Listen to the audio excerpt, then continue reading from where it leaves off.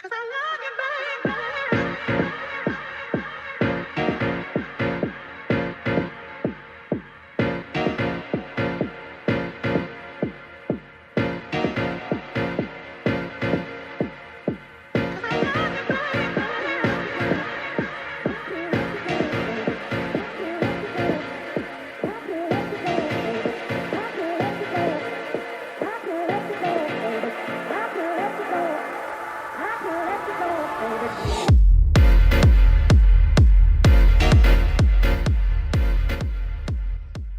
at him. He's got so much energy. And I'm over here. I just came off the tennis court. Be stopped. And I look like I feel like I'm in a coma and the man's burning calories. By the way, I'm Seth Andrews along with Forrest Valkai. Hey, Forrest, good to see you. Hello there. Hi. Good to see you as well. And how are you doing? Welcome to the Sunday show on the line. We are here and all yours for 3 hours. They were stupid enough to put me in the host chair and running the switchboard. I guess we prefer theist callers. I know I've heard some zingers on this broadcast. When I was on with Matt a few weeks ago, I found myself thinking, like, are these real? Are they trolls? Are they just wanting to hear the sound of their voices? And I came away thinking that most of them were legit and sincere. I don't know. You probably get some people who were like, I can't wait to hear my voice on the podcast. You probably get some of those for us on this broadcast. It's Poe's law is strong on this show. Like on all the shows that I do, it's sometimes difficult to kind of know what's going on, but especially on the Sunday show, it is genuinely difficult to know if someone is yanking our chain or if they're seriously bringing their A game, because like the A game that is usually brought is so weird. But I'm excited to see what happens. Place your bets now. Will any of the theists that troll our comment sections actually give us a call today? The people who say they can crush us in a debate, the people who say that only a fool has said in their heart that there is no God and they can prove how foolish we are. Will they actually pick up the phone or call us on the thing in the description? Will they do it? Will it happen? We're like a study in control. First of all, it looks like a father-son broadcast. It's weird. But secondly, it is weird how much older than you I look, yes. It really is. I mean, I wish I was lying down. I just got off the tennis court. My wife, first of all, she signed us up for yoga. And I'd never done it before. And I had heard it's good for you. I just didn't want to get into the weird, come and vibrate in the positive. Where there's like the Maharishis on the wall and incense, and they're talking about aligning my chakras and shit like that. And so I'm like, I'm not down for it. But I've heard as far as like resistance training, stretching, meditation, mindfulness, that in that form, it's really good. And so she signed us up, and the place has been fantastic. We're going a few times a week, but I will never, ever mock anybody who does yoga. It's 95 degrees. You go in there and they bend you into a pretzel. Your muscles are burning. The perspiration's flying off of you. And they always have me in there, and it's like bending a telephone pole. And I'm always standing right next to someone who looks like a dancer, who has no actual, their bones are made of rubber and they can just do anything that they want. So it's a humbling experience. But as we age and the metabolism slows, this is the kind of exercise that we need. So I did that. And we got off the tennis court. And so the allergies have kind of hit my voice a little bit. Plus, I'm extra pink today. You just got back from, did you say a camping excursion? Explain what, I never pictured you as a camper.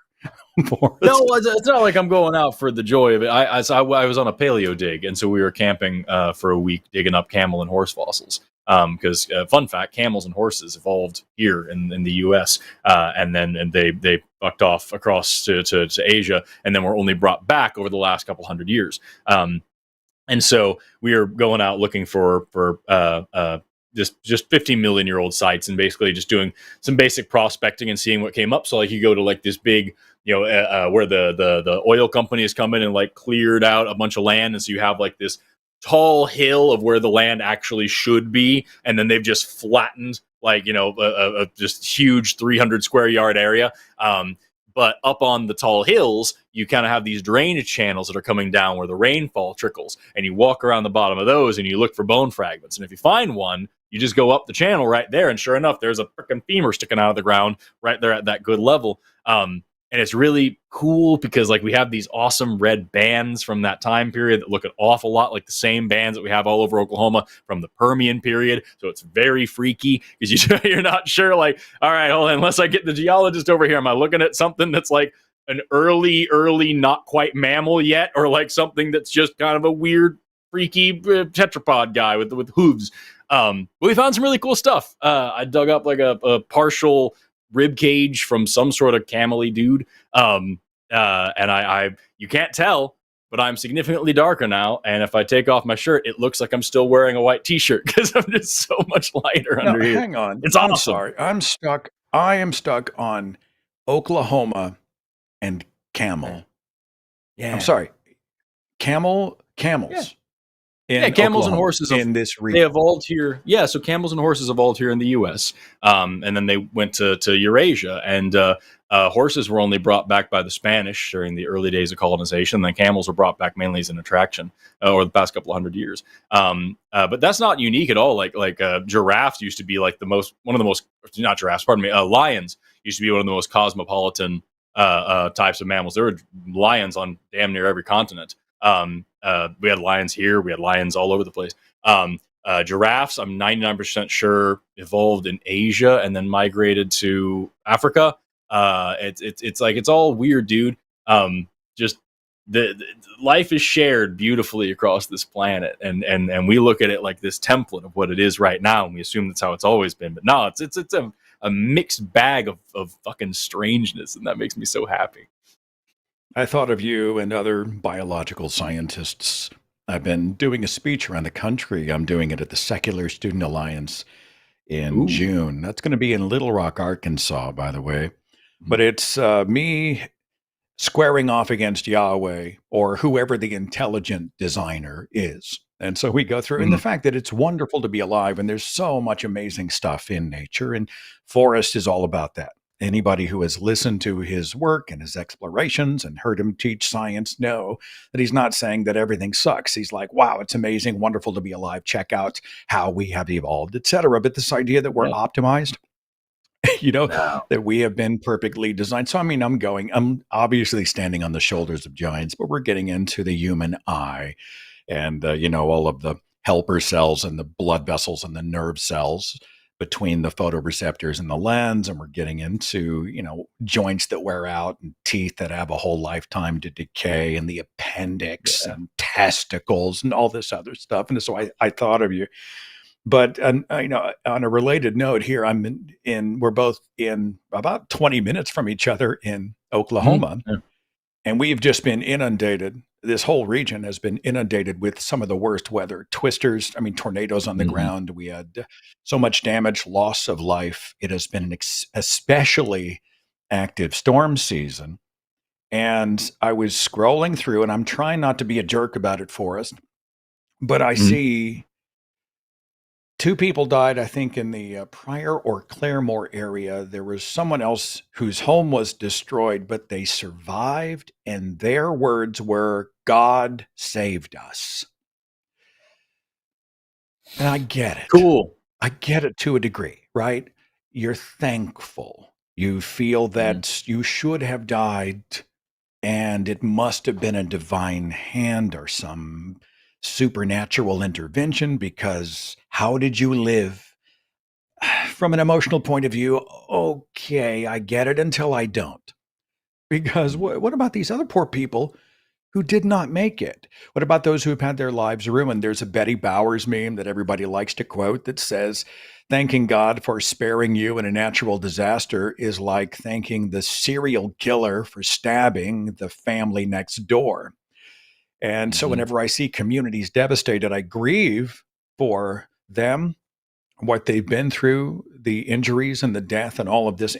But for them to come out and say, pray for us, right? Please send your prayers and thank God, apparently thank God that we weren't the ones who got killed. You ever have those thoughts reading those headlines? Are you as cynical or more so than I have become on that front? In that In that regard, yes. It especially bothers me when it's like, 30 people were killed and all their homes were destroyed, but the Bible survived. And there was a piece of rubble that was vaguely cross-shaped. And that really proves how much he loves us, except for those fuckers. You know what I mean? It's like that for me, like that. I don't get how you can look at that and say, all right, well, yeah, but there's a positive here because it wasn't as bad as it could have been. And I love the analogy of praising the serial killer for killing people next door, but like really, like that is what it is. It's like it's like thanking somebody for stopping hitting you. You know what I mean? Like if someone's beating the hell out of you and then they quit, you can't be like, good for you, you quit. Like that's not, you shouldn't have done it in the first place. And so like if this God is all powerful and he's out here causing undue suffering for no damn reason or for a reason, hard to tell which one's worse, you can't be excited whenever he just stops, when he regains self-control for a moment. I don't see the utility of doing any of that. It was somebody's grandmother. I want to say it was in Moore, Oklahoma. This was either the 99 or the 2013 Moore Twister. Massively destructive tornadoes. Yeah. And this poor woman was killed, but within her things, her property or whatever, they found a storage bin. And inside the bin, which had not had the cover torn off, they found a Bible. Or there was one news reporter in Oklahoma City, they found an open Bible in the debris, and it was open to a certain book, and somebody looked down to a specific verse and thought, aha. And of course, I'm like, sorry about the dead kids in the elementary school, which happened. Sorry about the dead children. Here are some nice pieces of paper. So I get these, emotionally charged and traumatized people looking up, reaching up, trying to find a pattern in the chaos. And I have sympathy to a degree, but logically it makes me absolutely crazy. Plus, why would the intelligent designer create natural disasters that are constantly trying to kill us? And then, Forrest, and you've heard this one, well, it's our fault because sin, right? God had a perfect plan. And then we mucked it up. I mean, it was perfect.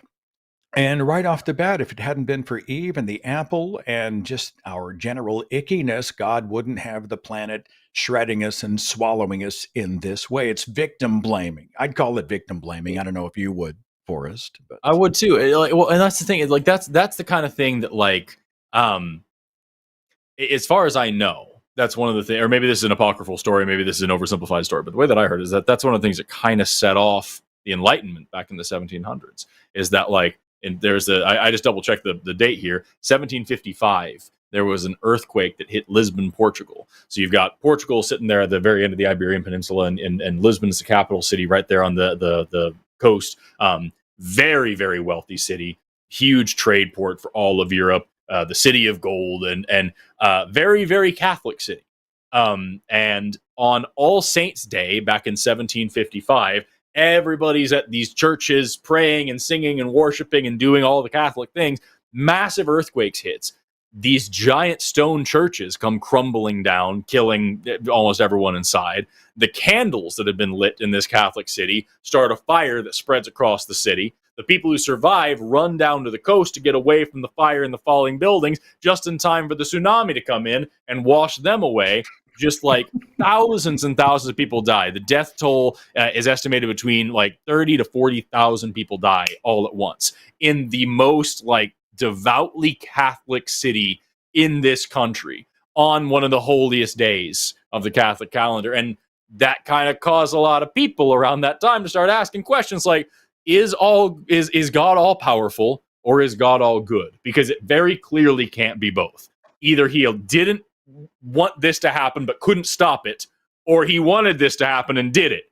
And I don't know which one is worse for me to worship somebody like that, And that's the way I heard it in school, was like that's kind of one of the things that started pushing people to look to more secular philosophies and start kind of coming up with more help us get out of the whole divine powers that grant the rights of kings and all the things like that. So I guess I can't get over the pettiness of it. God doesn't see the failure of his plan coming. And whenever the stupidest, slightest thing goes wrong, he just takes his ball and goes home. And then he hands the whole thing over to his arch nemesis. He's like, fine, you take over. You just, Yes. And I always say it's the equivalent of throwing a live hand grenade into a nursery and then blaming the babies when the thing goes off. It's just Yeah, crazy. Tons of yeah. callers on the switchboard. I've got a mix of Hey, theist and atheist. I don't mind mixing them up. William says he's got a quick one. Is it William out of Arkansas? Are you with me, sir? Yes. Uh, You are on with Seth there and needs to be an Forrest. What do honor. you have There, for us? there, there needs to be an honorific for they them. But yeah, I'm just gonna. I've been ask wondering about, that too. I'm so glad you brought that up. No, it's fine. Sorry, I there missed isn't it. one. Go ahead.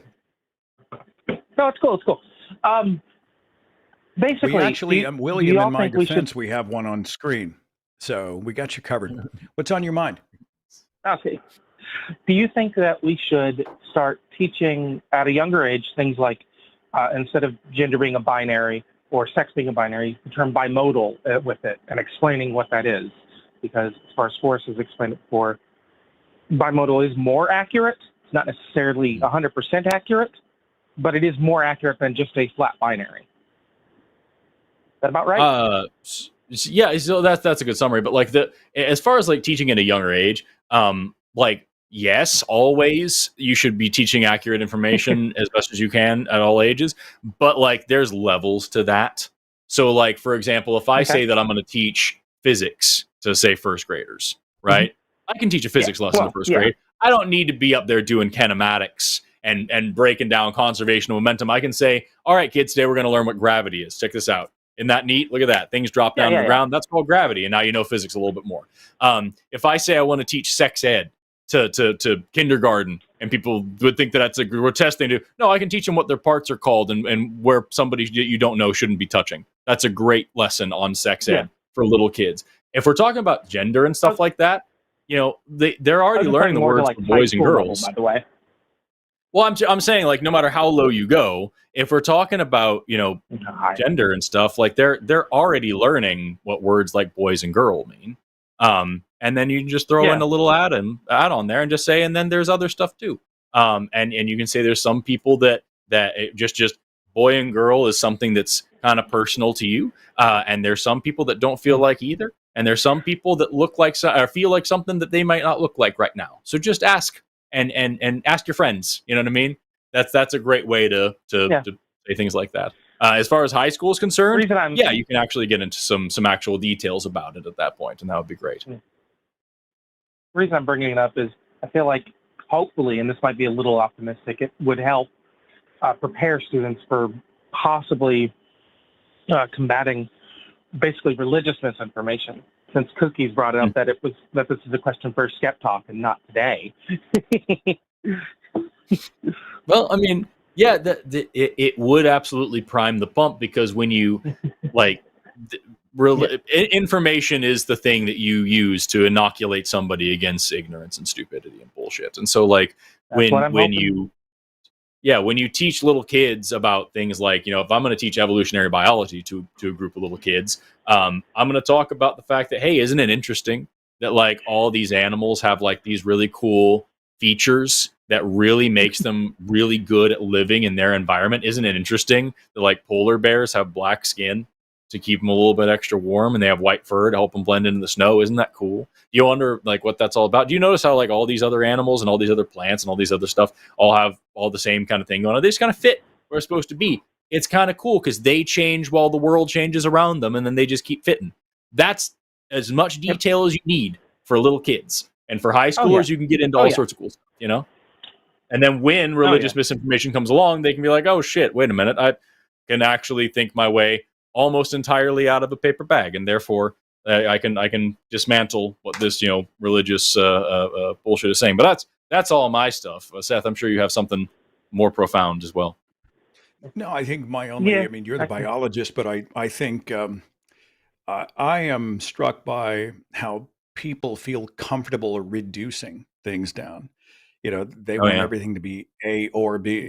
And the idea that there are gradients, that the human spectrum, you know, whether it's color, culture, gender, you know, sexuality, etc. I think there are some who think, well, if it's not a hard this or a hard that, then it's some kind of cheat. And, when did nuance become the enemy? And beyond that, when did tolerance I and the agree. celebration of the diversity of life become a problem? I'm shocked and struck by those who seem to want a world that's just reduced down to something that's boring and kind of ordinary. I agree. Go ahead. I hear you desperate to say something. Go ahead. Go ahead. No, I was saying I agree. Sorry. Just a Okay. verbal No, that's thing. all right. I heard a lot of interjections as I was speaking, as Forrest was speaking. Did you have anything else for us, William, before I move on? Not real. You said you're going to be at the Secular Student Alliance thingy in Little Rock. Yes. Where do I go for information on that? Because that seems interesting. I think the And I'm in website is Arkansas. just secularstudentalliance.com, or just Google Secular Student Alliance Conference. It'll pop right up. At the very least, go to my personal website, sethandrews.com/events. There's a direct link and you can look for tickets. But I'm doing a speech on Friday night for the main conference, and then we're doing a workshop about identity beliefs and can minds be changed, even our own, and why are we not having nearly as much success out there when we're dealing with other people? And I don't have a magic bullet, but it's going to be an interesting conversation about identity beliefs. So, but I appreciate you asking about it. And Secular Student Alliance Conference, just Google it and it'll be there. And thanks so much for calling. You're much appreciated. Most definitely. No problem. Y'all have a good day. Yeah. See you later. Okay. I used to be that guy who would walk in and be like, well, here's why Adam and Eve's debunked. And here's how the geologic column has debunked, has totally destroyed the idea of Noah's Ark. And do you really believe that Balaam's donkey spoke Hebrew? Would you believe it if you read it in the Quran? And then I get into slavery and child sacrifice, all the stuff, a lot of the stuff that you've gotten into as well. Mm-hmm. And I would be in the room with these hardcore believers and they would glaze over like they weren't remotely interested in anything I had to say. And it almost felt like they had doubled down. Oh, yeah, well, you're doubly wrong and I'm doubly right. And then they would just split. It was fight or flight, actually. They'd get combative or they'd leave. And for years, I didn't understand why I was having no success, why everybody was so frustrated, and sort of started to slow my roll in the one-on-ones a little bit, to use more questions and to not walk in and try to bat them over the head, but to be a little more of a chess player, right? It's chess, not checkers. Do you engage one-on-one with theists, or is it mostly just in forums like this? Yeah, I do actually. Like even just this last week, we had a couple people that went out with us that were Christians, and we ended up having conversations about it. And that's I do the same thing. I could come into the conversation real hot and fiery and talking about how like, well, this is clearly just stupid and this is bullshit and this has been proven and all that stuff. And at the end of the day, that'll probably get some more clicks, and that I guess is something. But like I really try to have more of a conversation, like you said, and just say, okay, so here's what you're saying. Let's pick that apart and let's see, is this a reasonable thing? Would you use this same kind of thinking for literally anything else ever? That's one of my favorite things to ask people. And kind of trying to pick apart little things at a time. And it's that works really well for the science side of it. When it comes to like the implications of the religion, I don't try to pull any punches, but I try to be gentle and say like, okay, so like just, are you really seriously saying that I deserve to be tortured forever? And usually I'll get some dodge like, oh, that's not my choice to make. It doesn't matter. It's what you believe in, right? You do believe that's happening? Well, you're not mine to judge. I didn't ask if I was you. I'm asking what you think, what in your religion, what do you believe is going to happen? You have a pretty set, solid belief that those who don't believe the same thing you do are going to go to hell. So just confirming that's what you think is going to happen to me. And when we finally get there, like, okay, yeah, I guess you are. All right, do you think I deserve it? And we go back right around. Well, I can't make that choice. I'm not asking you to choose. I'm asking your opinion. Do you think that I'm a bad enough person to deserve that? And like really trying to make a more human connection to get to the root of what these beliefs actually entail. So scientifically and morally, I think that's a way, way, way better way to do things. It makes more connections and it makes less enemies. And then when someone is a dick, then I can jump into being a fiery, angry person and get that good clickable material. No, I get that. It's funny because if I see somebody who is extra pious, and you can just smell it on them, there's just, and you find yourself thinking this person's holding court and has no idea. Then I usually pull this. I've only done it a half a dozen times. But I'm like, boy, I've been doing a lot of study in the Abrahamic faiths. And has anybody gotten into Islam and the Quran? Oh my God, they're barbarians. You can see everybody's already starting to take that bait. Did you know that the Quran has a story where if a wife is suspected of getting pregnant by a man who wasn't her husband, that they dragged her in front of a tribunal of men and made her drink bitter water. And if she wasn't a harlot, that it would flush the fetus out of her body. Oh my God, really? Yes, it's barbaric. Did you know there was a general named Jephthah? And he asked Allah for victory in battle. And whenever Allah granted it, Jephthah promised to sacrifice on the burning altar the first thing that came out of his house. And it wasn't a dog or a cat or a pig or whatever. It was his daughter. And he went ahead and did it. And Allah received the sacrifice. Oh my God, it's barbaric. And then you can do slavery or whatever. And then I pause for a brief moment and I say, well, actually, I must apologize. I've been a little bit disingenuous with you.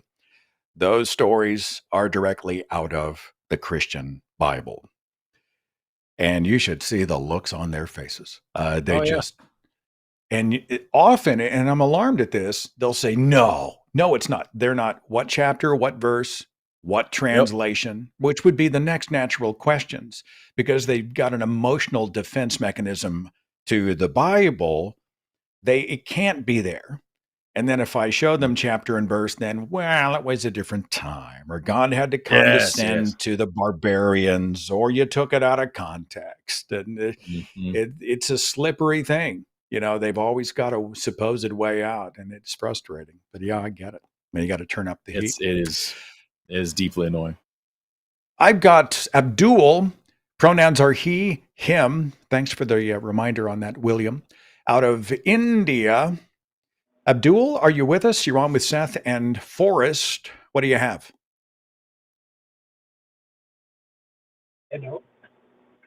Hello. Speak nice and loud so we can hear you, sir. Go ahead. Yeah, I'm audible, yeah? Yes, you are audible. What do you have for us? Okay, so yeah, I had like a question for Forrest. I have watched a lot of his content. So about evolution and stuff, yeah? Forgive me, are we on a speakerphone or we have a poor connection? I know it's an international call, but I'm having a little bit of a hard time hearing you. Can you get a little closer to the receiver or give me a direct connection instead of speaker or headset? Hello, is it better? Let's try it. What was your question for Forrest? Yeah, I want to know if like life really is intelligently designed, because there's like a lot of complexity involved. Okay. Is that the question? Are you in its entirety? Are you asking me to respond to that, or? Yeah, because that would make sense, right? Like. All right, rephrase the question if you would, Forrest, for everybody listening. Go ahead. Yeah, let me make sure. So Abdul, it sounds like what you're asking is life as we see it around us is very complex, and that indicates that there's some intelligent agent that designed it because it couldn't have become that complex by accident. Is that about what you're saying? Kind of, yeah. I mean, that would make sense, but then... But then it's like, we cannot compare...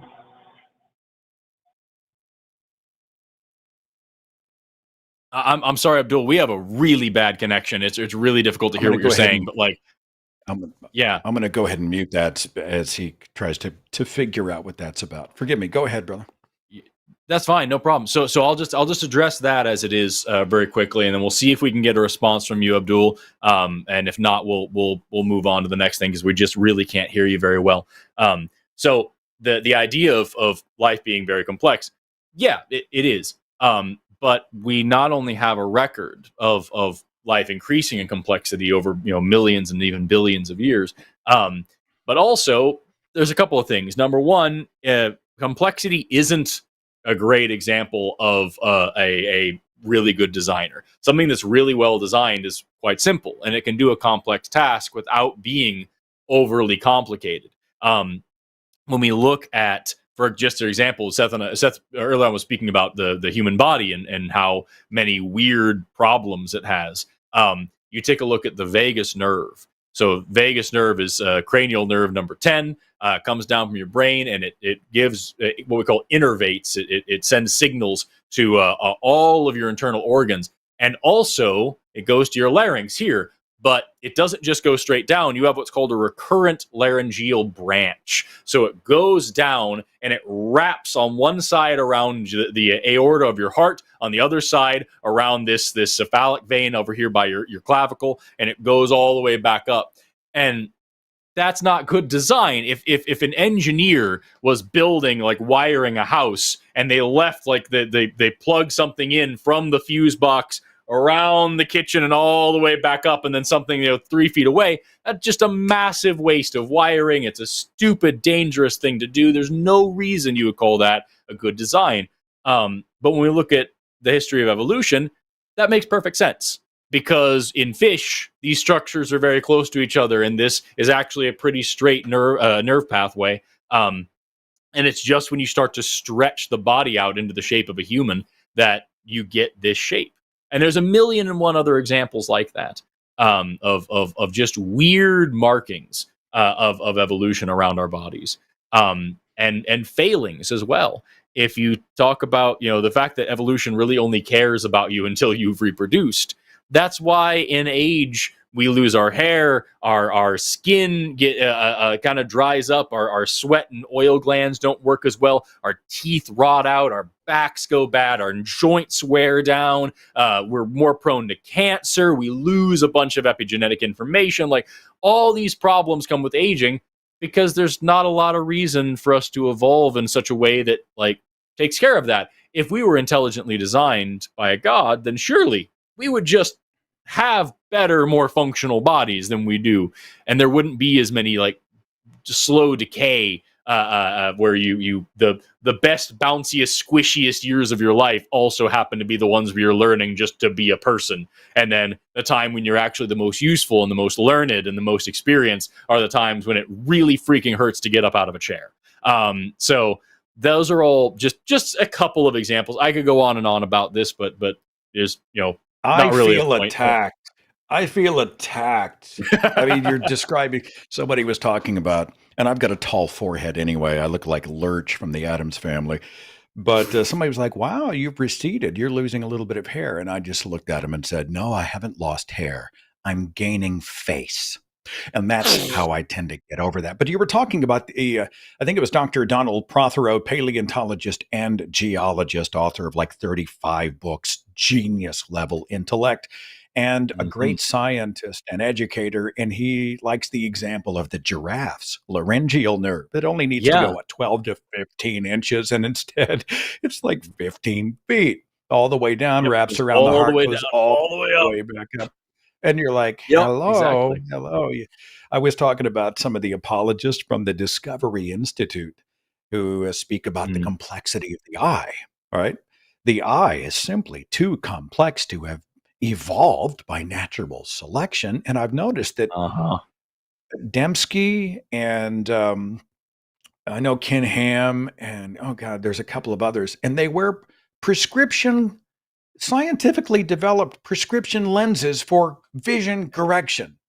And yet they're talking about the intelligently designed eye. And I'm just pointing. I'm going, hello, hello. Does anyone else see that? Yep. It's such a good point, though. That's another one. It's I'm sorry, you go ahead. Go ahead. Your point's much better than mine. I was simply going to be redundant. Go ahead. You're fine. I was going to say that is another thing when we look at the eye, that's something that even Darwin pointed out was a lot of creationists like to say, well, Darwin himself, he said that it seems absurd to the highest degree to say that the eye evolved. It's yes, he did say that. He then, the next sentence in the book is, But yet, if you look out in nature, you can very clearly see how it is. And we see this staged evolution from a simple patch of photosensitive cells all the way up to the complex eye that a mammal would have. And we see damn near every step in between the two still out in nature today. Because in order for evolution to make sense, these couldn't just be some messed up half-form eye that needs a couple million more years to become useful. Like, every stage of it has to be well-formed for the thing that has it and be useful for the thing that has it. And because they're all useful, there's plenty of animals out there that still have them. And you know, even the concept of sight sounds so crazy until you remember that plants can see. Plants have photosensitive cells all over them. That's how they know when to wake up for the spring. You know, it's getting into summertime now, but like, you have a tree that's just kind of shut off for the wintertime. It doesn't have any leaves.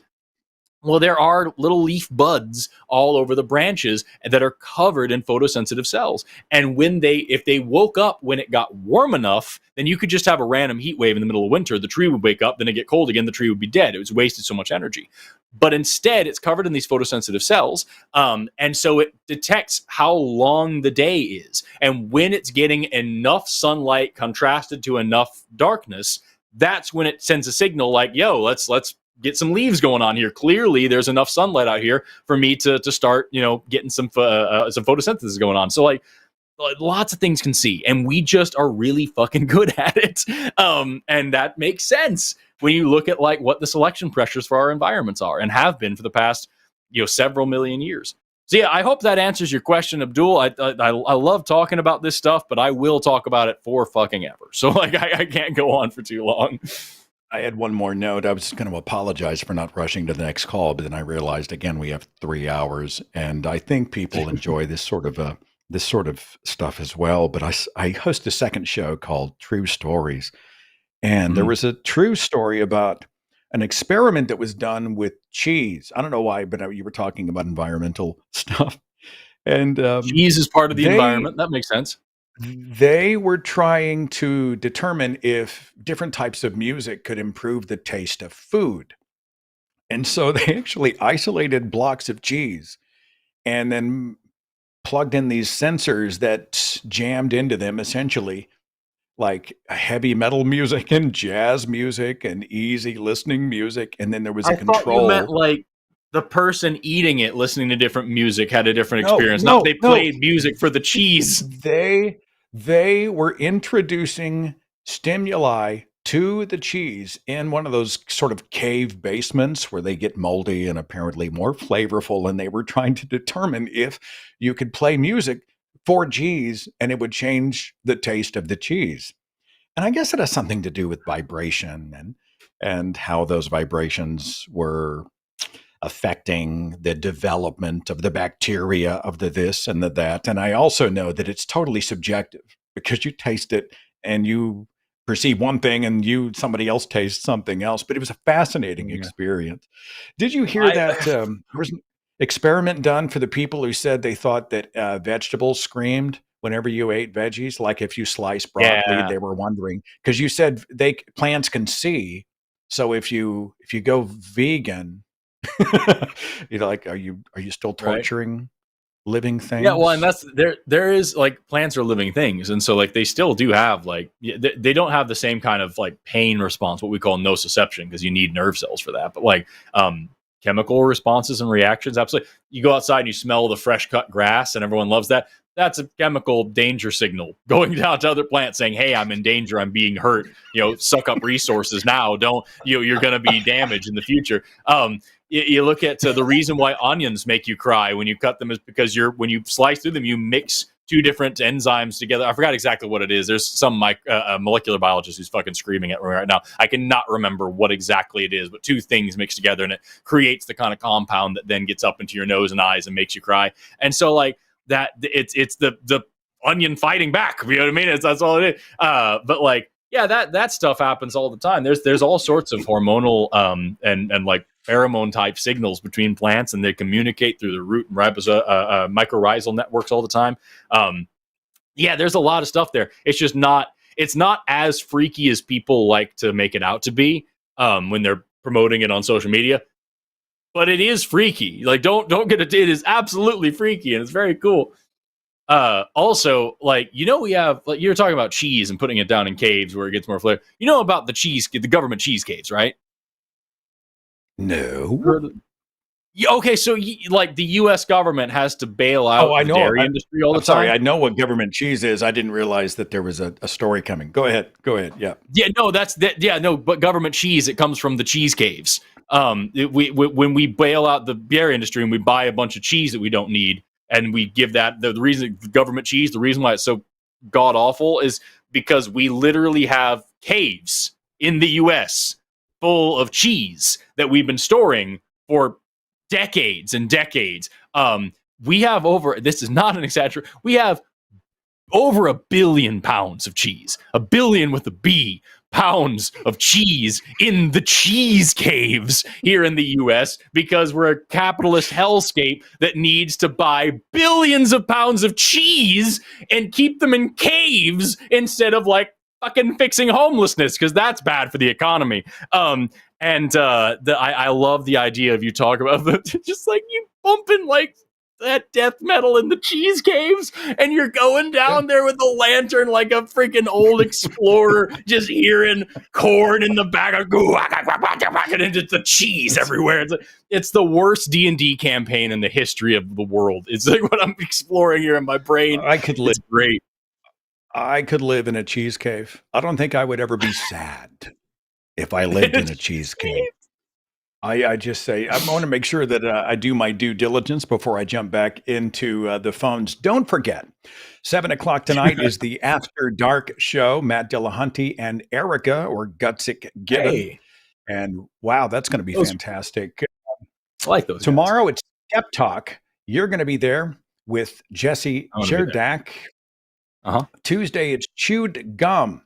Alyssa Ljub is going to be there with Ardent Heart. That's going to be fantastic. The Hang Up on Wednesday, Matt Dillahunty and David Fitzgerald. And David is either about to release or has just released, I think it's coming out, a new book talking about the history of world religions. He casts kind of a wide net, but he distills it down into some very interesting ways that I saw a galley copy of the book, and it's actually really, really well done. Thursday, the Transatlantic Call-In Show with Arden and Josie Caballero. And then I see some stuff in June. I'm not sure if we talk about that. But if you want to find out more, I think you can just ask in the chat. I saw a whole bunch of links going out. I've got Brian, pronouns are he, him, calling out of Arizona. Brian, you're on with Seth and Forrest. Welcome. Welcome. Hey, how you doing? Well, what do you have for comment or question? I'm sorry, what was that? Comment or question? What do you have for us today? Oh, yeah, no, I'm sorry, my phone was missing. Yeah, no, I was just calling, with Christianity, the social outcomes are always way better for Christians. For example, see, like, I'm not like a scientist. I really respect Forrest, man. That guy knows so much about science. And one of the things that bothers me is that it seems like there's always like this confrontation between science and Christians. And it's like, I don't understand, because like the Catholic Church is the one that, at least our modern science, is funded at like a huge amount for, they called it natural philosophy. So like, I don't really get like a lot of people that are always like fighting about science. And it's like, hey man, if that's what it says, that's what it says. That's the whole point that we do science, right? I appreciate that. But yeah, no, like all the social outcomes. I appreciate the honesty. I appreciate the honesty at the very beginning of the call. You said social outcomes, but you said that when Christianity is implemented, social outcomes are always better for Christians. You made sure to put that at the end. And like generally speaking, for Christians, things are a little bit better, except for Christian women. Well, hold on. Let me just finish. So, like, for example, you see a lot. See, I'm not like a historian, but I love history. I have read a lot about history and everything. It's like always amazing me. Like I grew up as a Catholic, and then like I left, and I'm kind of working my way back into it just because of this kind of stuff. Is like, they like you see like the Magyars and the Bulgars, man. It's like they were like vicious, horrible people, and then it's like they adopt Christianity, and within like a generation, they're like so prosperous and happy, and everybody's going along with it, And one of the other things that always bothers me is like I grew up in, and then also in hold on, secular, that was one point. So let's address that. And then also there's the situations where like countries adopt Christianity, and then you get like the Spanish Inquisition or the Crusades. And so even when Christians are historically in power, horrible things happen. I have. Go ahead, Forrest. Go ahead. Oh no, that was it. Just to point out that like you say, here's these people that were bad, and then they became Christian and they were good.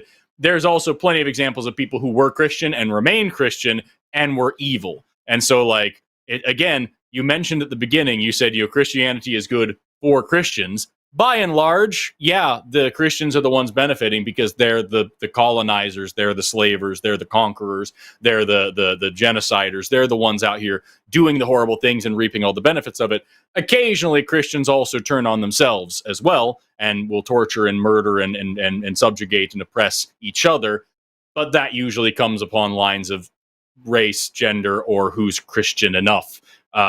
But that's neither here nor there. Just wanted to make sure there was a little bit more context to what you were saying before we moved on, because so far it's kind of just some like blunt statements without any actual evidence or argument. Yeah, I think what I'm stuck on is I'm not a scientist and I'm not a historian. So let me make a declarative statement on the social sciences and history. Secondly, I think even beyond those in the halls of power who spread their religion by conquest and enforced it as a matter of edict, often under penalty of torture or death, I'm not convinced that better applies to people within religious cultures. I mean, how do you define better? Better for whom? Better for those who are pulling the puppet strings? Because a lot of the problems that religions purport to solve are problems that the religions themselves created. They tell people they're sick, command them to be well. And by the way, here are the resources. You do things our way, you will go to heaven, blah, blah, blah. They set the social parameters. They set the edicts of the courts. They get to control everybody else and make them second-class citizens. So, I mean, this idea that it's better, and even some within the umbrella of the church. Forrest had mentioned women, LGBT people, etc., the class systems within these religious hierarchies. So better, I mean, Brian, define what you mean by better, if you would.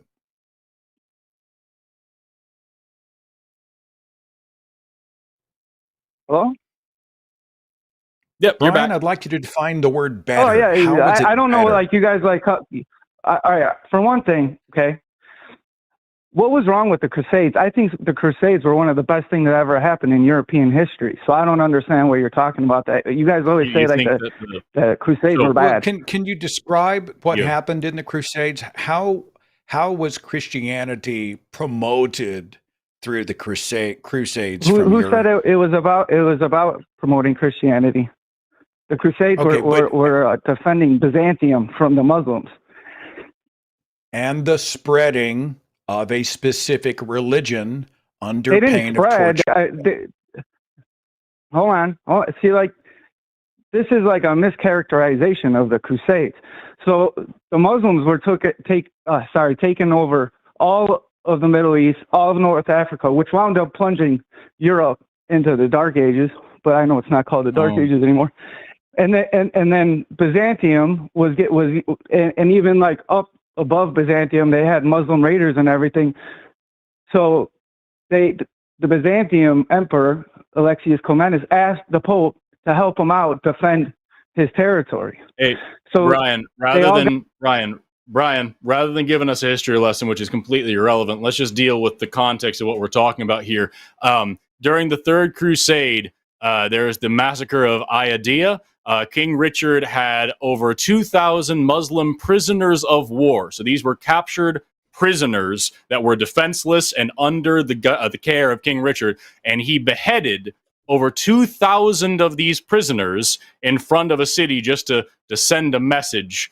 Was that a moral good thing for him to do? Forgive me, I muted his call so you could finish a sentence. Go ahead, Brian. Sure, yeah. How would you respond? Was that a moral thing? Oh, yeah, no. See, like, that's another thing, is like nobody ever says anybody's perfect. For example, us fighting World War II. No, you're not going to say anything else. You're going to address what I just said. Was it correct, morally I correct. just told you, Okay, no, so it when you wasn't. say the Crusades were a good thing, so when you say the Crusades were a good thing, Dude, you're ignoring can I ask you a slaughter question? and I'm no, not you ignoring. may not. You will listen to You're what I'm talking saying. about You're little gonna events. what I'm saying. You are now going to be muted again because you can't control yourself. This is our show, not yours. What I'm asking you is, when you say the Crusades were a good thing, what you're saying is it was promoting your culture and your religion. What I'm saying is there were tremendous amounts of rape and murder and absolute atrocity to civilian populations that were completely unjustifiable. The whole concept of the Crusades, and I'm sure you'll disagree with this, but I really don't give a damn, was that you will get absolution. You will be sent to heaven as long as you go out here and slaughter these heathens. And people absolutely took advantage of that promise of divine right to go out there and commit heinous atrocities. So what you're saying by saying the Crusades are good is the same thing as someone saying, well, slavery was good in America because we built this great economy that made us the superpower that we are. No, they weren't good. It's not good. I don't care if you like part of the outcome. It's not worth it. You're talking about the slaughter of innocent people, the rape of women, the murder of children. This was a horrific act that is kind of like ubiquitously frowned upon by like all serious historians. But, you know, I'm not a historian. I'm a biologist. I'll bring it back now. But I'm asking you to address the idea that you can extricate, like, you know, the Latin Christian Church and the Pope from what they consider to be a reclaiming of these Middle Eastern lands for Christ, for the Christian Church. You simply cannot excise that. You can't say, well, it wasn't really about the spreading of a specific religion with force, with threat, making it not just rule of law, but an edict that if you were to subjectively be deemed in defiance or a heretic of the devil, you could pay with your life. Your family could pay with their lives. It was a dominionist crusade, a literal dominionist effort to give to God what they believed belonged to their God anyway. So to say, well, you know, the Crusades weren't really about Christianity is monumentally dishonest. Brian, did you want me to, Forrest, did you want me to come back to Brian and we'll give him one more shot? Yeah, let's go and unmute Brian. What are your Brian. thoughts? Well, for one, I never said it was promoting it. Yes, they did say that, but it was the original catalyst was to defend. I never said they were going to promote it, and you keep saying that. Also, I was going to say was Nagasaki and Hiroshima a good thing? No. Was fighting World War II a good thing? Yes. People do bad things in history in war. That's what people do. It's terrible. People are terrible. That's like the core tenet of Christianity is like we're all imperfect people. So I don't understand. Like, and like, for example, I'll give you another, like the whole Galileo thing. I learned that Galileo got put in prison for saying that the sun was the center of the universe. That's not true. No, hang on. Hold on, Brian. Hold on. First of all, Galileo didn't go to prison. He was placed under house arrest. Yeah, he was placed under house arrest under the edict of the church, right? It was the church that enforced his home imprisonment. And he never said the sun was the center of the universe, right? He said that the sun did not revolve around the earth, but rather the earth revolved around the sun. I just wanted to make those clarifications. Go ahead. No, that's fine, but that's not what it was. Actually the Catholic Church that funded his research. They didn't have any problem with his research. He was put under a house arrest for talking crap about the Pope, which is, you could say, like, stupid in modern day. That's too. Also not true.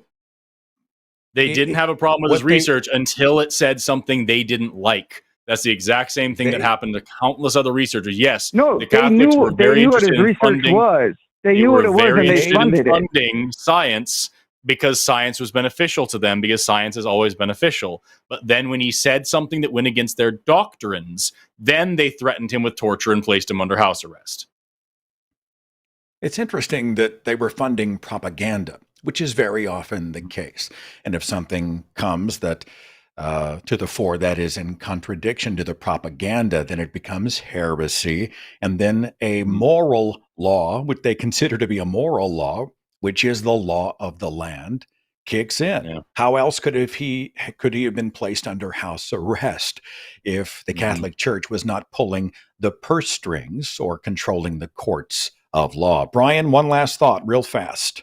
Any response to any of this? Yeah, no problem. Can I ask you guys a quick question just so I get your ethical stance on stuff?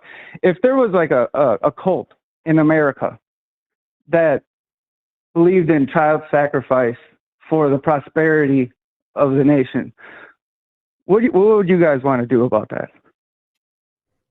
I would oppose child sacrifice. I'm sorry. What does this question have to do with?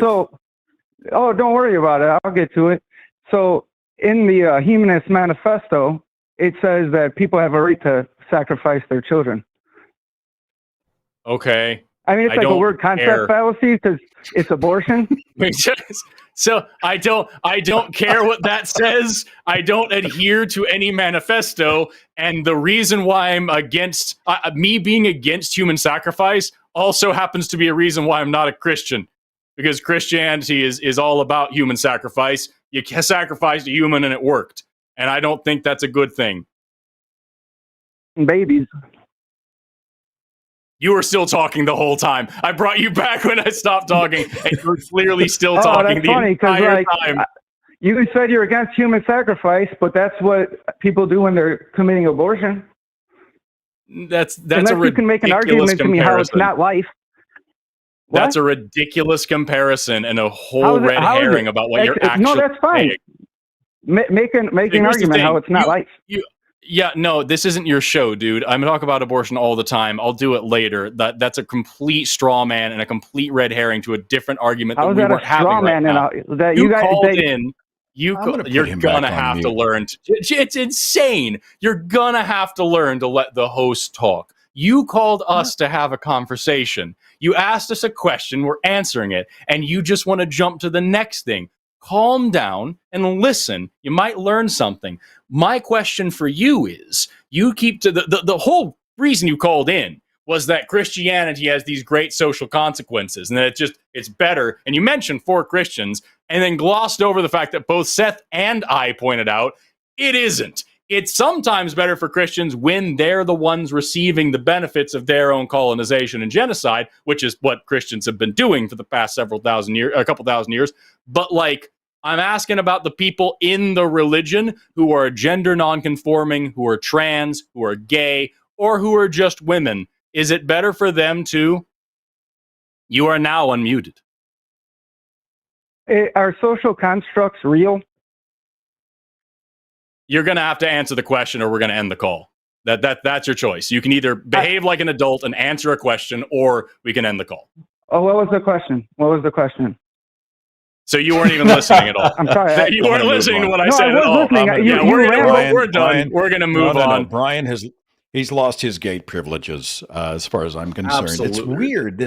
This notion that, well, it's almost, I heard a version of this the other day where, someone didn't believe Christianity was true as a doctrine.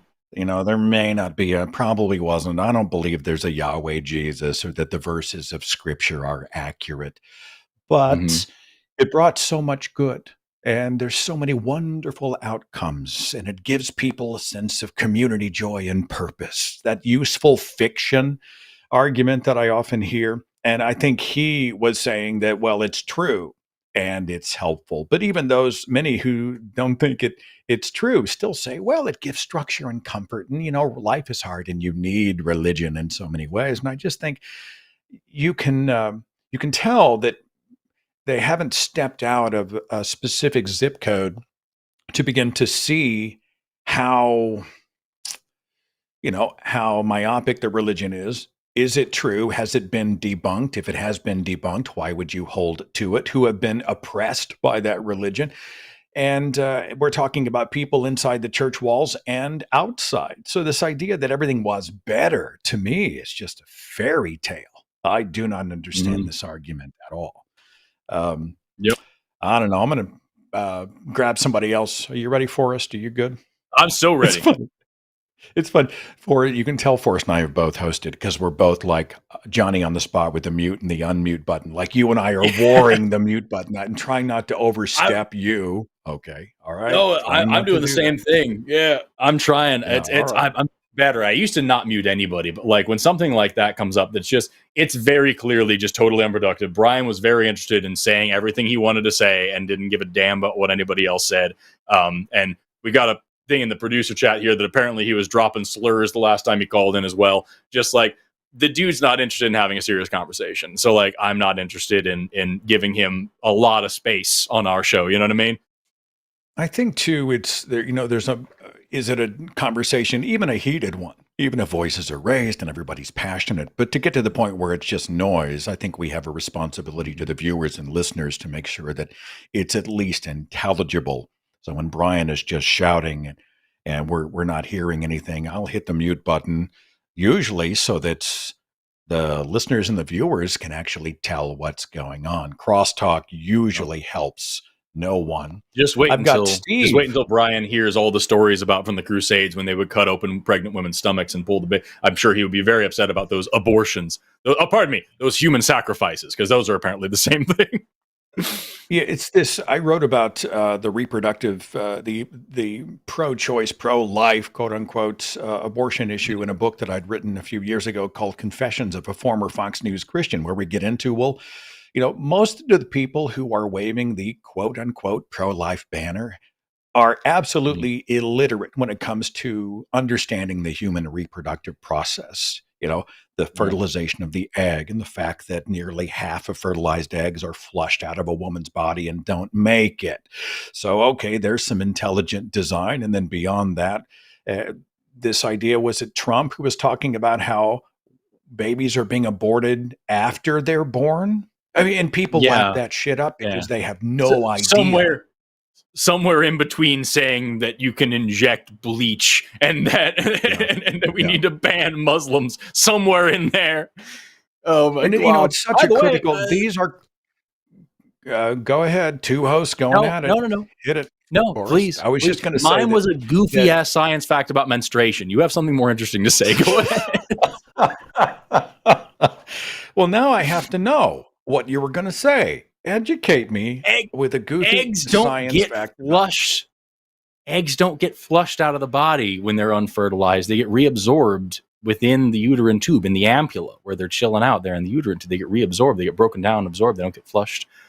It's just more interesting that way. And also, you're born with this. Yeah.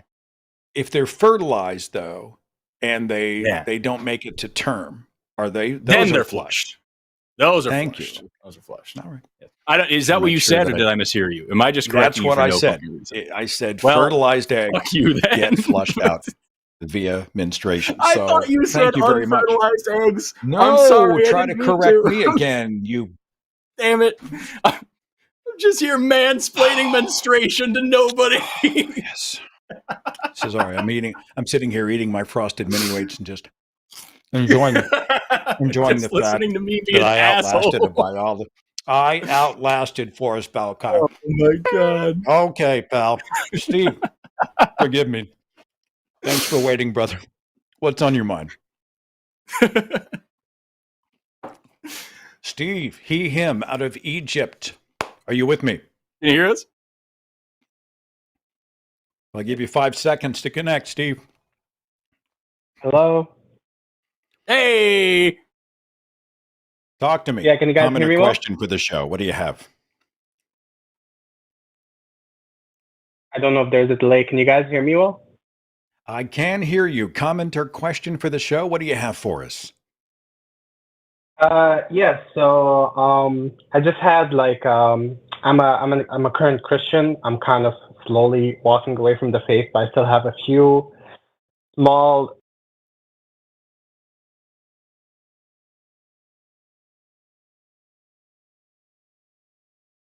This is another international connection. I would like to hear the rest of what Steve has to say. Steve, keep talking. I blame Jimmy. He's the problem somehow. Are you there, Steve? I'm going to have Steve reconnect, and I'm going to keep an eye on the queue Yeah. to see if perhaps we can reestablish that connection. I was intrigued. I'm a Christian, or I've identified as a Christian, but I'm starting to. That's intriguing to me because I hear deconstruction. Deconstruction. Yeah, I want So to talk about it. Greg, him, out of Texas. Greg, you're with us. Greg, can you hear me? I Yes, we can can. indeed.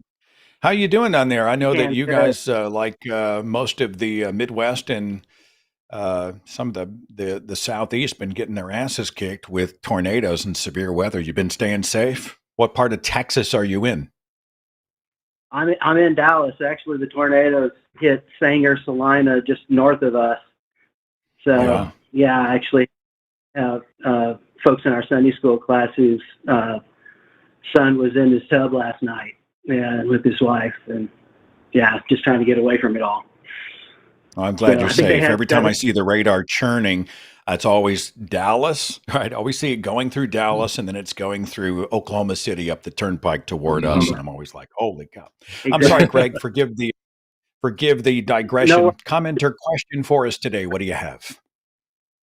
yeah, I guess I was calling in. I mean, I hear a lot of Christians. At the time when I started listening, y'all were talking about evolution.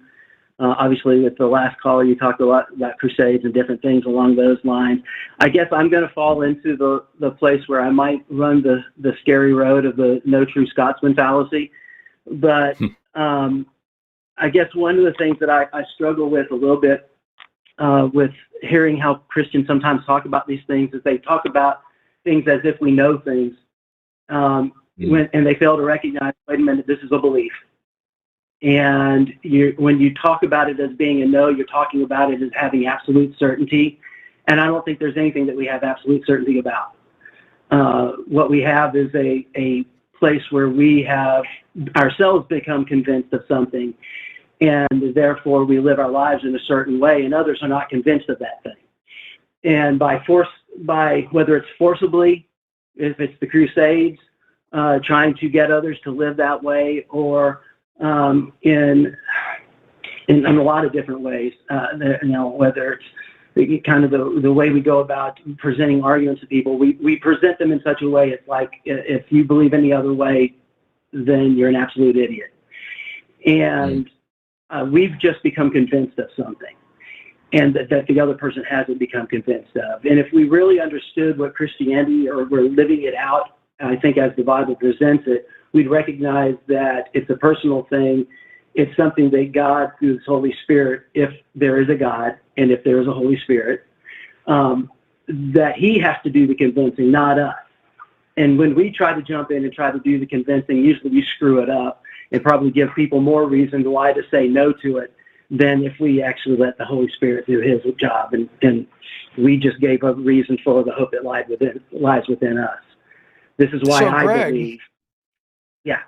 If I'm a neutral observer, I'm sitting at the table with you and a devout Muslim, and the Muslim agrees with you, right? You can't know anything with absolute certainty. And that's a whole other conversation about certainty. But, we believe because we can't know, and we must have it revealed to us via a divine agent. And the devout Muslim says, well, I know it's true. I believe it with all my heart because it has been divinely revealed to me by Allah. And I've got you saying that the Holy Spirit has revealed that Yahweh and Jesus and the Bible, these things are real. And I'm a third party. I'm a neutral observer. How would I remotely be able to know which one of you, if either, were correct? Well, I think I would normally look and say, one, within the Quran, it does point to the Bible and says that it is a holy scripture. So it does point to the Bible. Right, but it also says that the Bible is. It also says the Bible is corrupted and that it shouldn't be trusted, and that only the Quran is the final word of God. It also says that Jesus was not a savior figure, but he was just essentially another prophet. Another prophet. It also says sperm comes from his spine. Right. Yeah, it says. Go ahead. I'm sorry. No, forgive me. My question still stands, though. If it's about belief, and I was a neutral observer seeking to want to embrace the true thing, whatever it is. How would I Yeah. know which person who had received divine revelation or was reporting divine revelation? How would I know which one of you was accurate, if either of you? You wouldn't know because you can't know anything with certainty again. It comes down to belief.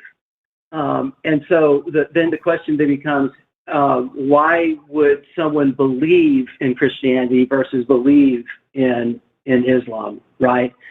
And so when I look at it from that standpoint, I look at if there is a God who is supposed to be perfect, perfectly loving, perfectly compassionate, perfectly all those things, and yet he has set up a system by which he says, hey, on a whim, on the basis of my will, I will either give you access to paradise or not give you access to paradise. I ask the question, is that perfectly compassionate, perfectly just? And if you come to a place where you say it's not perfectly just or perfectly compassionate, then if there is this God that's supposed to be perfect and always righteous, not and perfectly none of the things that are unrighteous, then that God has actually proved himself not to be. So I would say from that standpoint, I would rule out Allah. Okay. All right. Well, now you could, and I know Forrest has thoughts. I know Forrest has thoughts. A few of them. But I think we spun out of belief into righteousness, and we're making big leaps about whether or not this deity, which has not been proven and cannot be known but only believed in, then set up a scenario where if you and I decide that he failed in that scenario, then it would have disproven him, therefore he must exist. We're getting into some soup here, because I think the same can be said about any other theistic God anywhere, any God with a proper name who has a holy book and a dogma and a church, etc. Yeah. But don't you feel like that a God who was genuinely interested in us wouldn't be satisfied to take these flawed, impressionable, desperately curious creatures and make them wander in the dark? Wouldn't that deity make it a priority to create a scenario where we knew with certainty? Because certainty helps us to escape hell, to enjoy heaven, to be more allegiant to our Father, to be better believers. Why be vague? Why not be able to know for sure? Yeah, great comment. First of all, let me say, I think that's awesome. Because you would think that this God would want us to know with certainty. In particular, a Christian God, where he says that he wants that none should perish, but that all would have eternal life. If that's the case, then why wouldn't he make it absolutely certain that everyone knew that he was, and knew that the way that he gave as a remedy is the way? And I think the answer comes in, you have to ask, at least from a Bible standpoint, and I understand what you said, hey, different holy books, how do I know your holy book's right? That's a completely another discussion. I'm coming from a place where I believe the Bible is the truth. So we can talk about okay. But understand that that Bible belief provides the foundation for the positions that you are giving. Don't we have to then determine how sound the foundation is? We have to know it's a sound foundation, but according to your criteria or your the claim, we can't know certainly that it's real. So it seems to me kind of a shaky starting point for the rest of the journey. Well, it's shaky from the standpoint of us as humans. We always do want to know things, and I get that. But I believe if you go back to the purpose, at least as the Bible presents, why did God create us to begin with? He created us for the purpose of worshiping Him. And okay, at least hang on. But if you're quoting the Bible, and we can't determine certainly that the Bible is accurate, that it has been scientifically, historically, and morally vetted, if we don't know that it's true because we can't know, why are you quoting from the Bible to prove anything, to demonstrate anything? Well, I mean, I would say that there's probably, again, we don't know anything with absolute certainty. So what you're really looking at is, what's my confidence interval? Where have I gotten from the standpoint of, am I at a 95% confidence, 90% confidence, whatever? and then we take a step of faith on any belief. I think we would say that with regards to evolution as well. That we Okay, well, hang on. Let's stay on the scriptures. So if I believe the Quran and I say that I know it's true on faith, let's say I'm 90% convinced that it's real, like I know up to 90%, and I fill the rest of the gap with faith. Therefore, Islam is true. Yes. You would accept that under the same criteria that you are accepting Christianity? You would accept the Muslim faith as an equal faith? I would, from the standpoint of that it's okay. It is logical for someone to take that step of faith if they are convinced of it. It doesn't mean that you are correct in it, though. Just as much that's what the Muslim is saying about you. The Muslim is saying, poor Greg, he's got faith, but he's got faith in the wrong religion. Right, and he's either right or he's not, and I'm either right or I'm not, or we're both wrong. And it could be that atheism is, and that there is no God. So all of us are taking a step of faith. There is a divine, all-loving Father, desperate to see his children avoid hell and enter heaven, who loves us unconditionally. Why would that deity in any way make this a Rube Goldberg mechanism that we had to jump through? Why would that God be vague? Why would you take a desperate, curious, impressionable, and vulnerable child and talk in riddles and hide behind the wall and make things so confusing? An absolute love would make things absolutely clear. Unless there is a purpose behind why he can't give absolute certainty.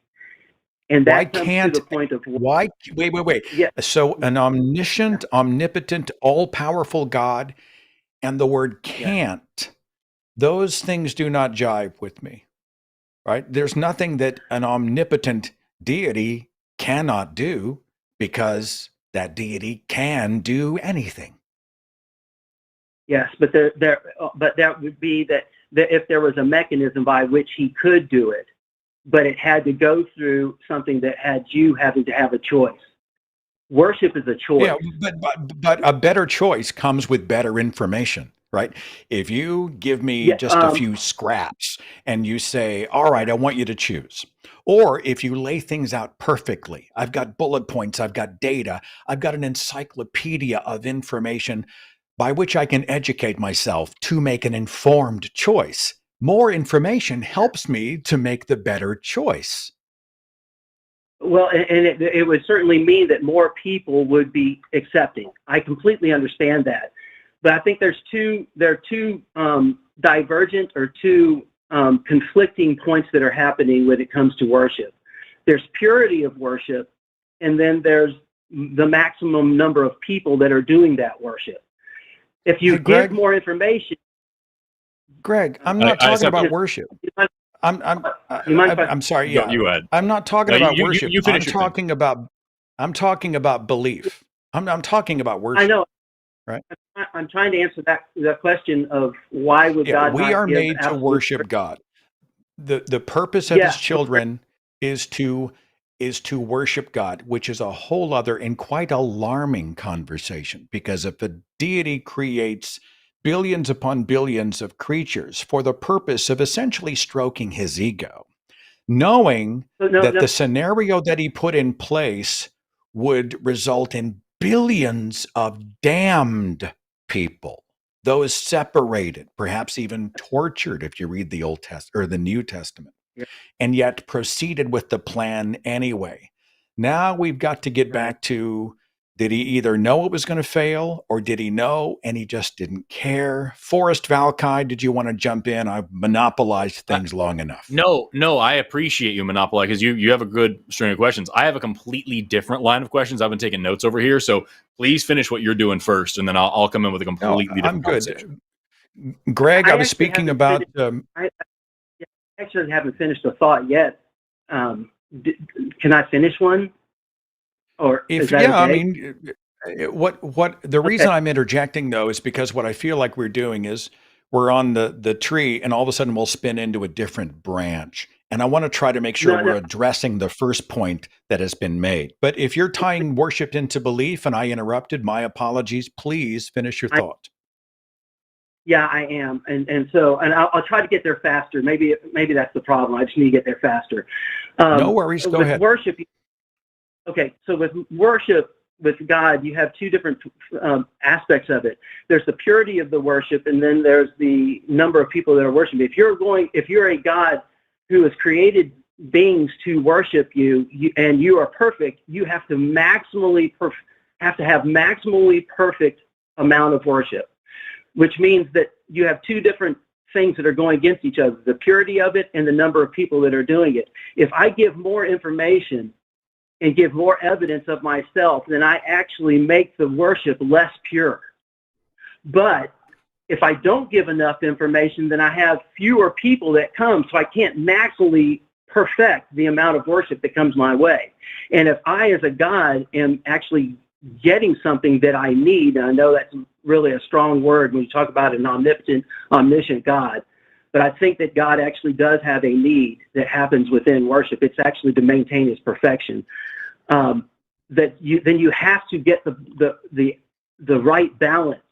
And so what God has to be able to do is to give the exact amount of evidence that everyone needs in order for them to be able to choose to worship Him if they want to, but never so much evidence that He makes it certain that He is, and that they feel like they have to worship Him because He is God. So I think that's where it comes into, why does God hide Himself?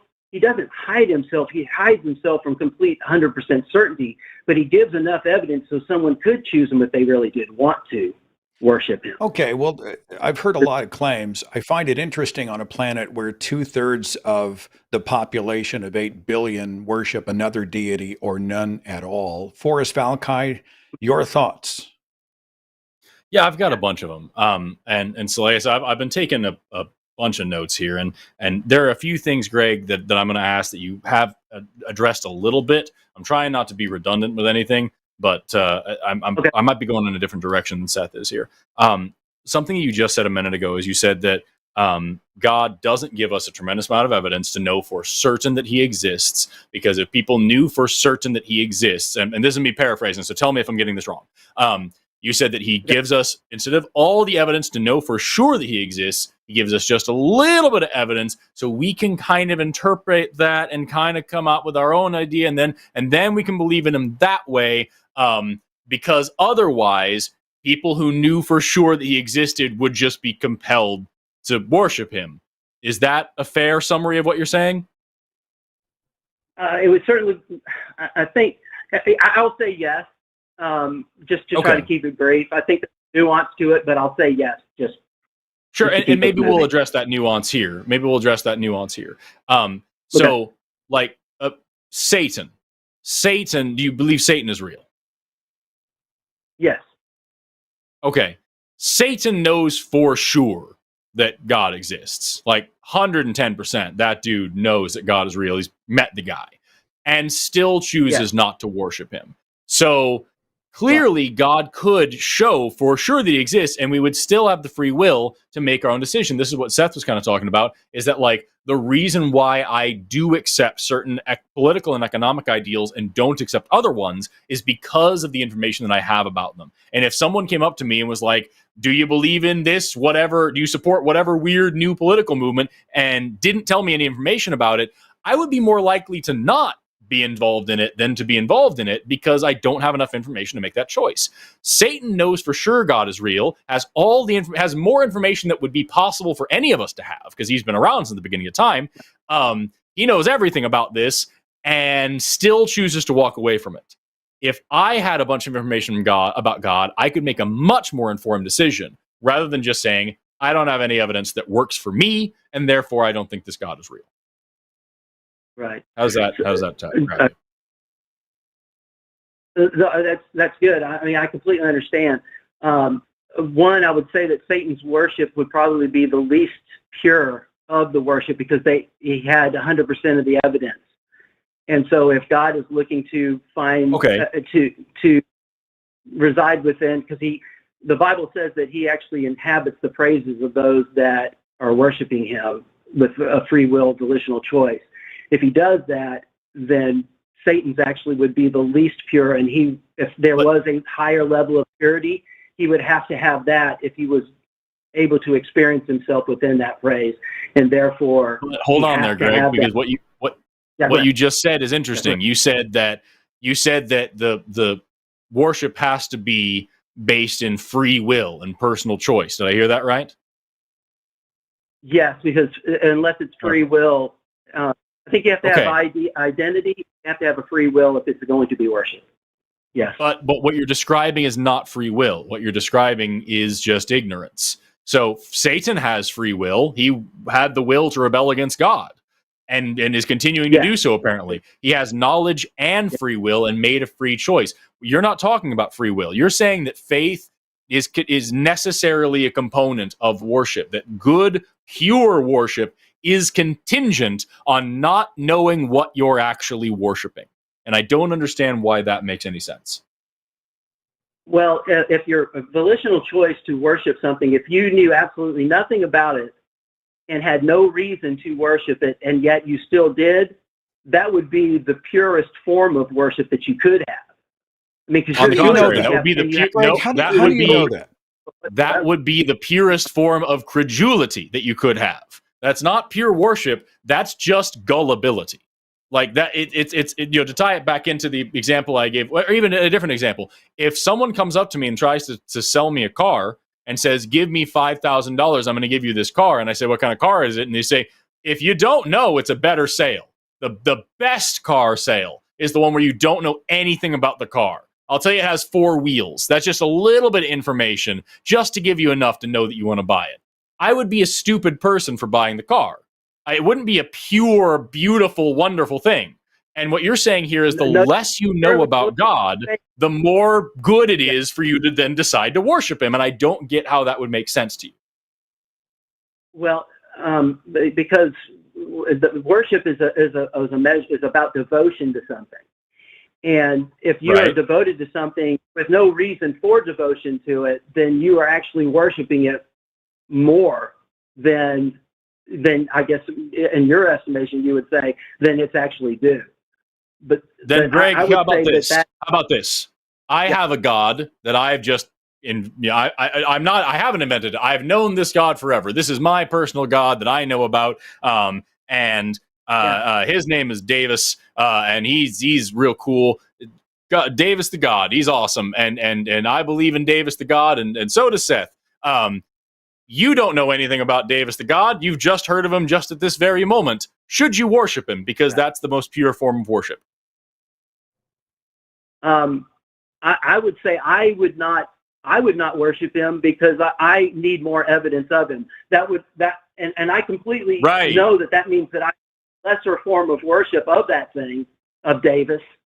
But if Davis was true and he actually gave me more evidence to a point where I became convinced of him, I would worship him, but just at a lesser degree of. He's already given you all the evidence you would need. He doesn't want to give you too much, and you just didn't pay attention and see it. But like the evidence was there, and you know nothing else, and he's not going to prove himself to you beyond what he's already done. It's pure worship for you to worship him at this point. Why don't you? Yeah, for me, it would be pure worship. Absolutely. Yeah, so why don't you do it? Yeah. Because it's going to take, I'm not going to be able to worship him at the purest level of worship. I need him to show me more in order for me to get to the point where I am willing to take the confidence that I'm convinced enough to be able to take the step of faith. I need your God to show me more before I have the confidence to believe that he exists. What's wrong with that? Oh no, that's great. I'm thrilled that we've established that if he were to demonstrate or show more, that you would be willing to take a step of faith, because then you're not just saying I won't do it regardless of anything. That is not exactly what I said. I'm sorry. I'm sorry. The problem is fine. I'm sitting on the edge of my chair, and you are all over this. Please, I'll shut up and you continue, Forrest Valkai. You're fine. Ahead. You're Go fine. ahead. That's not exactly what I was saying. I was saying that I need evidence to believe that your God is real. And it sounds like you also need evidence to believe that a God is real. We just have different definitions and different criteria for what that evidence is. But the thing is, I want to be very clear. You did not say that I said that I would worship this God. I'm not trying to put words in your mouth, putting words in my mouth. However, I want to be clear. Even if you could demonstrate to me, to my level of satisfaction, that this God was real, I would not worship it. Yeah. Knowing what I know about the Christian God, and even if I don't know anything about the Christian God, just knowing what I know about the world we live in, any God that's in charge of this is a monster, and I don't want to have anything to do with him. So this God has nothing to lose and everything to gain by telling me he's real, because I have a big platform telling people that I don't believe in God. If God can convince me that he's real, I would be the first one. I would be morally and intellectually obligated as a scientist to come out here and say, y'all, God is real. I don't like him, but he's real. He could change a lot of minds. So, like, why is this the strategy? Why is this the strategy? By him or by your God? me? Yeah. For your God, why is it the strategy to not convince me when it would be easy to do so on his part? And I would convince a lot of other people. I would be the greatest conversion story from atheist to theist. You know what I'm saying? I think we should keep talking then. I love it. Let me say that the reason why God takes this strategy is because this isn't about us. This was about him originally.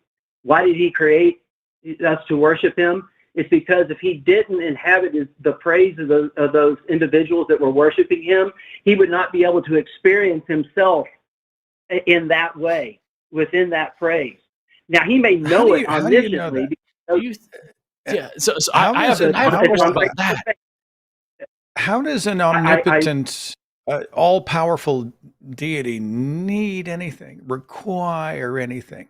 And I'm not sure I understand this idea that the person who knows less and assumes more, or simply believes instead of knows, that person's worship is more pure. I don't know where that comes from. If I knew everything I needed to know about a deity, my worship of that deity would actually be more informed, and it would be more sincere, more three-dimensional, more well-rounded, instead of a worship that was given in ignorance. I've heard a version of this position where God keeps himself vague because he wants to stretch our faith.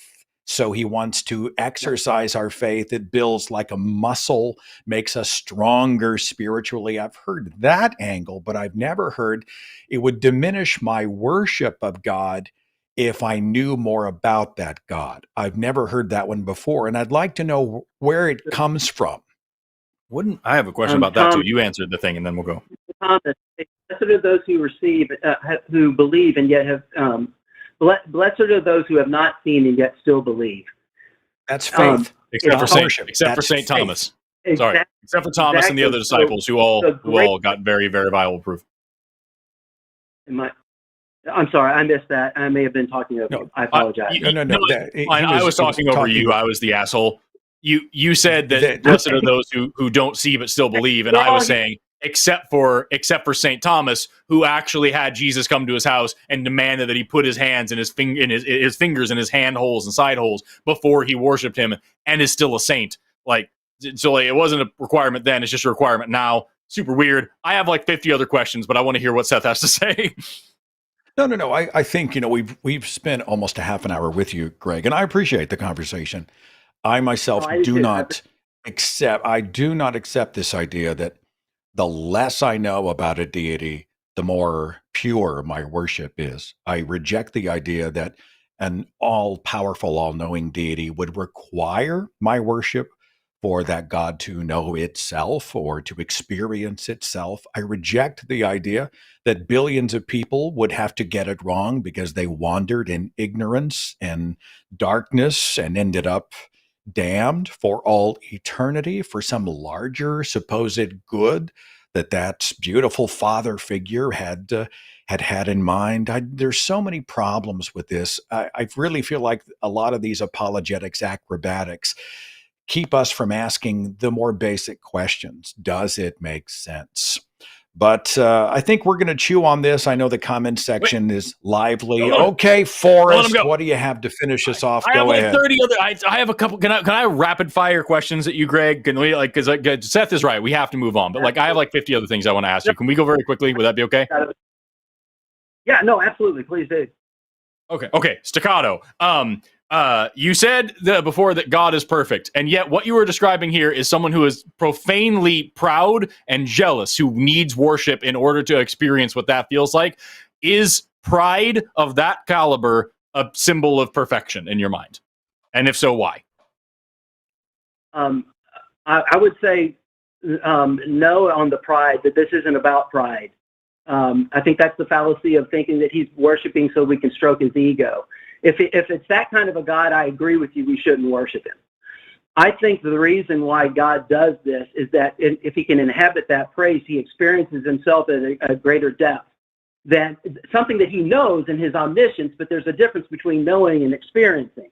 And if he knew that he could experience himself at a greater depth, then what it would mean that if he didn't do that, he would actually, if he is the greatest treasure of all and knowing him is the greatest treasure, the most valuable thing. Sorry, Greg. He would staccato, rapid fire, quickly. He would become imperfectly discontent. It's imperfection that is the thing that he's fighting against, not about stroking his Is ego. God all powerful? Is there anything in the universe that God cannot do? That's a good question from the standpoint. I say no. If he's omnipotent, he is omnipotent. He can do all things.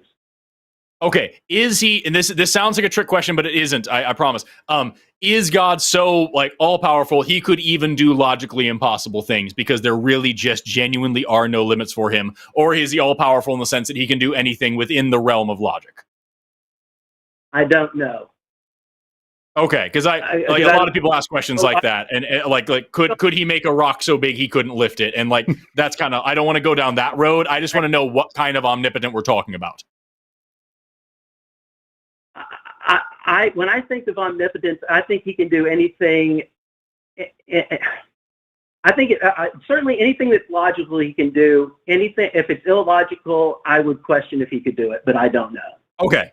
So wouldn't God, it would make sense that God could give himself the experience of experiencing himself and know that the stuff you were just talking about without requiring thousands of years of primates praising his name, right?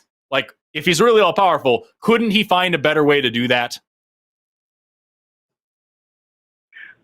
I don't think so, because it has to come from another being that has its own will and its own identity, if not its self-worship. Okay. Fine. I have more questions about that. They're not important. We'll put that aside. What about sin? You talked about forgiveness. You quoted John 3:16, and I believe we established that you believe in Satan, and I'm assuming you believe in hell as well. Is that correct? I did. Okay, good. Why is forgiveness contingent on faith rather than love? If I love somebody and I want to forgive them, I'm just going to forgive them. Why does he say I'll only forgive you if you worship me, rather than if you're a good person, if you try your best, if you do better things? Why is the contingence of forgiveness and empathy and compassion about him rather than us being better people, if this is really a punishment for sin? Because perfection is incompatible with anything that's imperfect. So even if you did everything absolutely as good as a human could do, you were the best person at all. If you ever failed in one point of being perfect, you're completely incompatible with him. It's an all or nothing thing if something is perfect. So even if he loved you, additionally, if you were in any way imperfect, he couldn't be compatible with you. Okay. So if you had a child doesn't make any who sense, was acting, if you had a child who was imperfect, if you had a child that you loved with all of your heart, and you had brought that child into the world and raised that child and wanted that child to be free from harm, and that child was imperfect, made mistakes, bad decisions, essentially was the imperfect being that it was going to be all along, as predestined. Why would that imperfection disqualify that child from your love and embrace, security, and protection? Well, it didn't disqualify him from his love, because the Bible says that God so loved the world that he gave his son for the whole world. No, Yeah, no, we I'm heard sorry. it. No We've all one, heard it. no one who loves a child then sets that child on fire. So what I'm saying is, does it make sense for a parental deity to create an imperfect child and then punish them for acting imperfectly? Okay, so this is where I'm a little bit different than other Christians. Just let me say this. I believe that when you enter this world, everyone has a free will choice, and it's not that you become imperfect because Adam was imperfect per se. You become imperfect based on your own choice. But everyone, if you have your own will, it's inevitable that you will make your own choice. If not, you would have his will and you would have his identity. I'm probably going to move on. Forrest, is that okay? I was going so fast. It's been 35 minutes. Like three more questions, and they're very short. I promise. I'm still stuck. I'm still stuck on this idea. I am too. I'm just moving fast, and I'm letting a lot of shit go right now. I just want to ask a million more questions. Go ahead. Go ahead, please. Does God know everything as well, past, present, and future? Yeah. Can we do anything as humans? Could we possibly go against God's will? Can we possibly go against God's will? Yes. Okay. So I'm trying to understand here. Okay. But so God knows everything, past, present, and future. He knows that we can go against his will, and he knows when we will go against his will because he knows the whole future. And yet he creates us anyway, knowing that we will rebel against him and knowing that we will go to hell. That means he is making a deliberate decision to create people in order to send them to hell. Why would he do that? He doesn't do it that. You got to follow the steps, because there are certain issues that he's dealing with. First, he's dealing with himself becoming imperfectly discontent. That's the only way he can fix that, is actually to create those that would worship him. If he's going to be perfectly compassionate... Fast answer. Well, then he provides a remedy. The Bible says before the foundations of the earth were laid, Christ was crucified. The fact is that if the Bible is correct, and if there is a God, and all those things that are the if that's all correct, he says that he created the remedy from the very beginning. And in why, fact, if faith is perfect when you know less, I know I'm jumping around. I'm going down my list of notes. If faith is in contingent for perfect worship, and knowledge of God means your worship is less perfect, wouldn't that mean that the best trained priests and popes and theologians have the most impure worship, and that they're the least qualified to worship God? Potentially. And that's probably why why God in the Bible actually is the hardest on them. And he actually says very strange. Yeah, go ahead. I have so much more. It's bad things that happen. We talked about Lisbon earlier on. Bad things that happen not because of human intervention, but just like natural disasters and stuff. Are those also part of God's plan? And why does God's plan involve the fact that 25,000 people starve to death every single day now? Not a part of God's plan originally. We live in a fallen world. Okay, can God fix it? Can God fix it? 10,000 children starve to death. 25,000 people, 10,000 of them children, starve to death every day. Could God fix that in such a way that nobody knew that he did it, so they would still have perfect faith and a reason to worship him perfectly if they didn't know that he did it, but those 10,000 children a day would not die? Could he do those things? Yes. Okay, but he doesn't. So it's part of his plan. What is sacrifice when he does do that? Because if there's a butterfly effect that goes across all of this, what happens if he saves those children from starvation, but because of that, they never get to hear about the remedy? So then it is part of the plan, then. It is part of the plan. He's making a calculated decision not to save the lives of 10,000 starving children a day because it's part of the plan. Yeah, sometimes you have, what's it called? In medical, I'm sorry, I'm 27 years in medical in the world where it's left. It's okay. That's the end. I've got more, but we've been going for way longer, and that's kind of where we get down to is like you're you're looking at 10,000 dead kids and you're like, yeah, you got to fucking break some eggs to make an omelet. And I don't get it. But dude, I've got so much more. I would stay on this call for 5 hours if I could, but I understand Seth is wanting to pull his eyeballs out. So we'll move on. No, I think 40 minutes is plenty. Greg, appreciate the call. I hope you stay safe down there in Texas as the season continues. So all my best to you and your family, and hang in there. Okay. Hey, appreciate y'all. Blessings. Take care. Bye-bye. Thanks for letting me wrap up. I wanted to kind of show, like, there's no way we were going to have a conversation about all that. I just kind of wanted to show the broad breadth of everything. You know what I mean? Just how weird all of that was. Some of that was for me. Most of it wasn't. Do I need to send you down to the cheese cave to recenter yourself? Do we need to do yoga? Time out in the cheese caves. Yoga in the cheese caves, y'all. I don't know why I'm hooked on these little frosted mini wheats. I brought a little bowl up, and from time to time I'll hit one.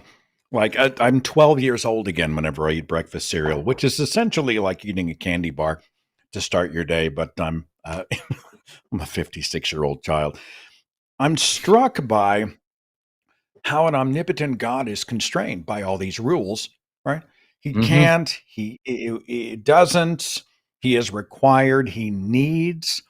And then the next question is, well, who set the rule? Right? And then it's a fallen world. Okay. Well, why would good people go to hell? Well, nobody's perfect. You and I weren't talking about perfect. Many of these bizarre apologetics. And I'm interested in how if you were to put 20 Gregs in a room around a table, you and I could just leave, because they would be arguing with each other about the basics of their own religion, probably for the rest of 2024. But I appreciate everybody's patience with us. I see Steve from Egypt, who is trying to call back, I think this time on an actual phone line. Steve, pronouns are he, him. Are you with us? Yes. Can you guys hear me better now? Yes. Oh, so much better. What do you have for the show? Comment or question? So yeah, I just have a question. This should be hopefully quick. Just a little background. Yes, I am from Egypt, Muslim country, inside a very, very conservative Christian community. So I'm like deep into it. I am slowly parting away from the church, but I have like a few small strongholds that I was hoping to bring up and see what you guys think about it. My main one is, for example, like Forrest, you were one of the first persons that introduced me into evolution, because, you know, evolution is the big no-no over here. We don't talk about it. We don't research into it. So watching your videos, I learned everything about it, and, you know, came to, you know, not believe in it because it's not a faith, but, you know, kind of like believe the evidence of it. But I'm assuming, for example, for you, that when you were in college and studying this stuff, you didn't question your professor because you assumed that he knew what he was talking about. So one of the big problems for me is that I have all of these. Oh, really? No, that's not true at all. Yeah, no, one of the kind of hallmarks of higher education, if you're doing it properly, is looking at your professor with hate in your eyes and saying, if this dumb piece of shit can get a PhD, I can too. Because like I have absolutely had that experience where like I had a genetics professor who didn't know what a Hox gene was. And like the third time we had to correct him because he would teach something, we'd go like, hey, that's not what the book says. And he just went, just whatever the book says then. I left class and I stopped attending and I just started reading my book on my own, and I actually got better grades as a result of it. So like, yeah, no, I've absolutely questioned my professors and on multiple times. And sometimes it was bad like that. And sometimes it was good where I just like, they say something that just doesn't make any sense. And I'm like, yo, explain that further. And then they go into details about it. So no, a college lecture is not a sermon and should not ever be treated like one. Okay, I'm gonna put Forrest back in his cheese cave. Hang on, I'm gonna put him back in his cheese cave for just a second, right, Steve? So you were taught to distrust evolution. You had found Forrest. Were you learning evolutionary biology through some of his online lectures or videos? No, like it's not taught here because it's not believed to be like a real science. Like the way I learned about it, or anytime I heard about it, is that we were related to monkeys, which made it sound very stupid because that's not what it is. So when I actually started looking into it and I found his videos and I did more research, that's how it was. But like, for example, if my family knew that I believed in evolution, that I'll be in trouble pretty much, you know? Mm. I hate to break it to you, but you're mainly where I related was to a monkey, Steve. No. Steve, I hate to break it to you, but we are all related to monkeys. I think what he was saying is no, like but we are like what I descended mean from by modern that. monkeys. Oh, okay. I'm sorry. Yeah, like I'm sorry. they thought. Yeah, like the way they explained it is like, you know, like I don't know the exact name for the animal, but like, you know, it's not what we're technically descended from, like not Homo sapiens, Right. something different. Fair enough. But I was being the point I was pedantic. trying to My fault. yeah, Go ahead. the Go point I was ahead. trying My to make fault. is that for me, one of the bigger problems is that I have all of these, I don't know if it's thousands of Christian historians all over the world that debate this stuff and talk about this stuff all the time. And I'm like, I don't have the time in my life because I'm not going to like commit my life into like history or like Christian history. I don't have the time or willingness to commit myself into this. So I'm just going to kind of trust that these, I don't know if you could consider them scientists, but historians who have like a method and they have like an oversight, I hope, know what they're talking about. But then at the same time, I get that, you know, you also have historians that disagree with them. And that's for someone that's a layman like me, it becomes an issue. You know what I mean? I think what I'm hearing, Steve, and I'm actually going to punt to Forrest on this one, is that you and I aren't scientists. And so we're not going to pretend that we are more educated than we are or that we know more than we know. So at some point, we do have to defer to people who are educated, credible experts in their field. And I get that, but I don't think that we extract ourselves from the conversations and even skepticism and criticism whenever somebody with a degree says something. Forrest, how do you and I, or how do Steve and I participate as non scientists in these hardcore discussions about evolutionary biology? The exact same way that I participate in discussions about computer engineering, which I know jack shit about. If someone says something that, like, if somebody with a degree or a background or some sort of training in computer science explains how a motherboard or a graphics card or something like that works, I listen as best I can, and I try to take some good notes. I might, if I'm really kind of curious, I might ask some follow-up questions. I might go and look at what other people in the field are saying, maybe buy a book about it and kind of do some research. But if someone with a computer engineering background or claiming to have one comes up and says, yeah, this is how your processor generates pixie farts, and this is where the cotton candy comes out of the USB drive in this direction, or some weird things. I don't even know enough about computers to make ridiculous statements about them because I don't know anything. If they say things that really genuinely jump out to me, I'm going to have a lot of questions, and I'm going to look for other people in the field to say things, and I'm going to look for like what the majority of people are saying, what maybe some people who teach this stuff are saying. Because, like, you know, you can have an evolutionary biology guy or a guy who has a background in biology out here trying to debunk evolution. Gonna be hard to find a professor at a university doing that, because that's the whole point of like being up to date in your field. And so, like, yeah, I would look for like what the general consensus is. I would try to get a little bit of book about it. And at a certain point, you just have to see if it's working. You know, I don't know anything about my computer, but I know that it turns on, and I know that it's how I make a living, and it's doing its job. And so when it comes to evolution, like the every bit of agriculture and medicine hinges on our understanding of evolution. So if you are able to go get a flu shot every year that keeps you some relatively safe, if you're able to go to the grocery store and buy gigantic fruits and vegetables that are nowhere near the size they would be out in nature, if you have a dog, you now have evidence of evolution right in front of you. You see that it works. So that's what I would say for that. Steve, are you saying that you are at a point of doubt as to Christianity's explanations for the origins of humankind? So yeah, no, I just use the evolution thing as like an example. I'm at a point of doubt with a lot of different things. But I have, for example, another point of like contention for me is that when you guys say that you see what the general consensus is, the problem is that there is no general consensus in Christianity. I'm not even talking about atheists and Christians, which is also true because you have people like William Lane Craig and, you know, Bart Ehrman, like, you know, debating this stuff. And it's like they're both very eloquent. They're both experts in their field. it's very hard for a layman, especially someone like me who's in a place where it's kind of hard to get out of it, like this mindset, this culture, to know who to listen to or who to believe. Yeah. But then you hear about, Well, for example, like one of my problems with Christianity is the stuff to do with the LGBTQ plus community, right? I don't like the way conservative Christians think about them. I don't like the way some of them treat them and all of that stuff. So I would say that, for example, to someone that'd be like, oh yeah, but there are churches in the US who are being inclusive of all of these different communities and minorities, and they accept them for who they are, all of that stuff. So like, you can never kind of get to a point where, oh, Christians are bad and you can just leave them. There's always a Christian community who's trying to do better, who's trying to like explain it in a different way, interpret it in a different way. So the general consensus part is kind of hard in this situation. Okay, Yeah, I have a so thought like, here's the before I thing, man. pinball back. Go ahead, Forrest. go ahead. No, No, go ahead. Take over. Bob, No, I'll sit here in my please. cheese Yo, cave. You're I'm the in my host. cheesecake, You're the eating host. my Yo, frosted who am mini I wheats. to interrupt you, please? God. Hey, Steve, you want proof of evolution? Watch Christianity.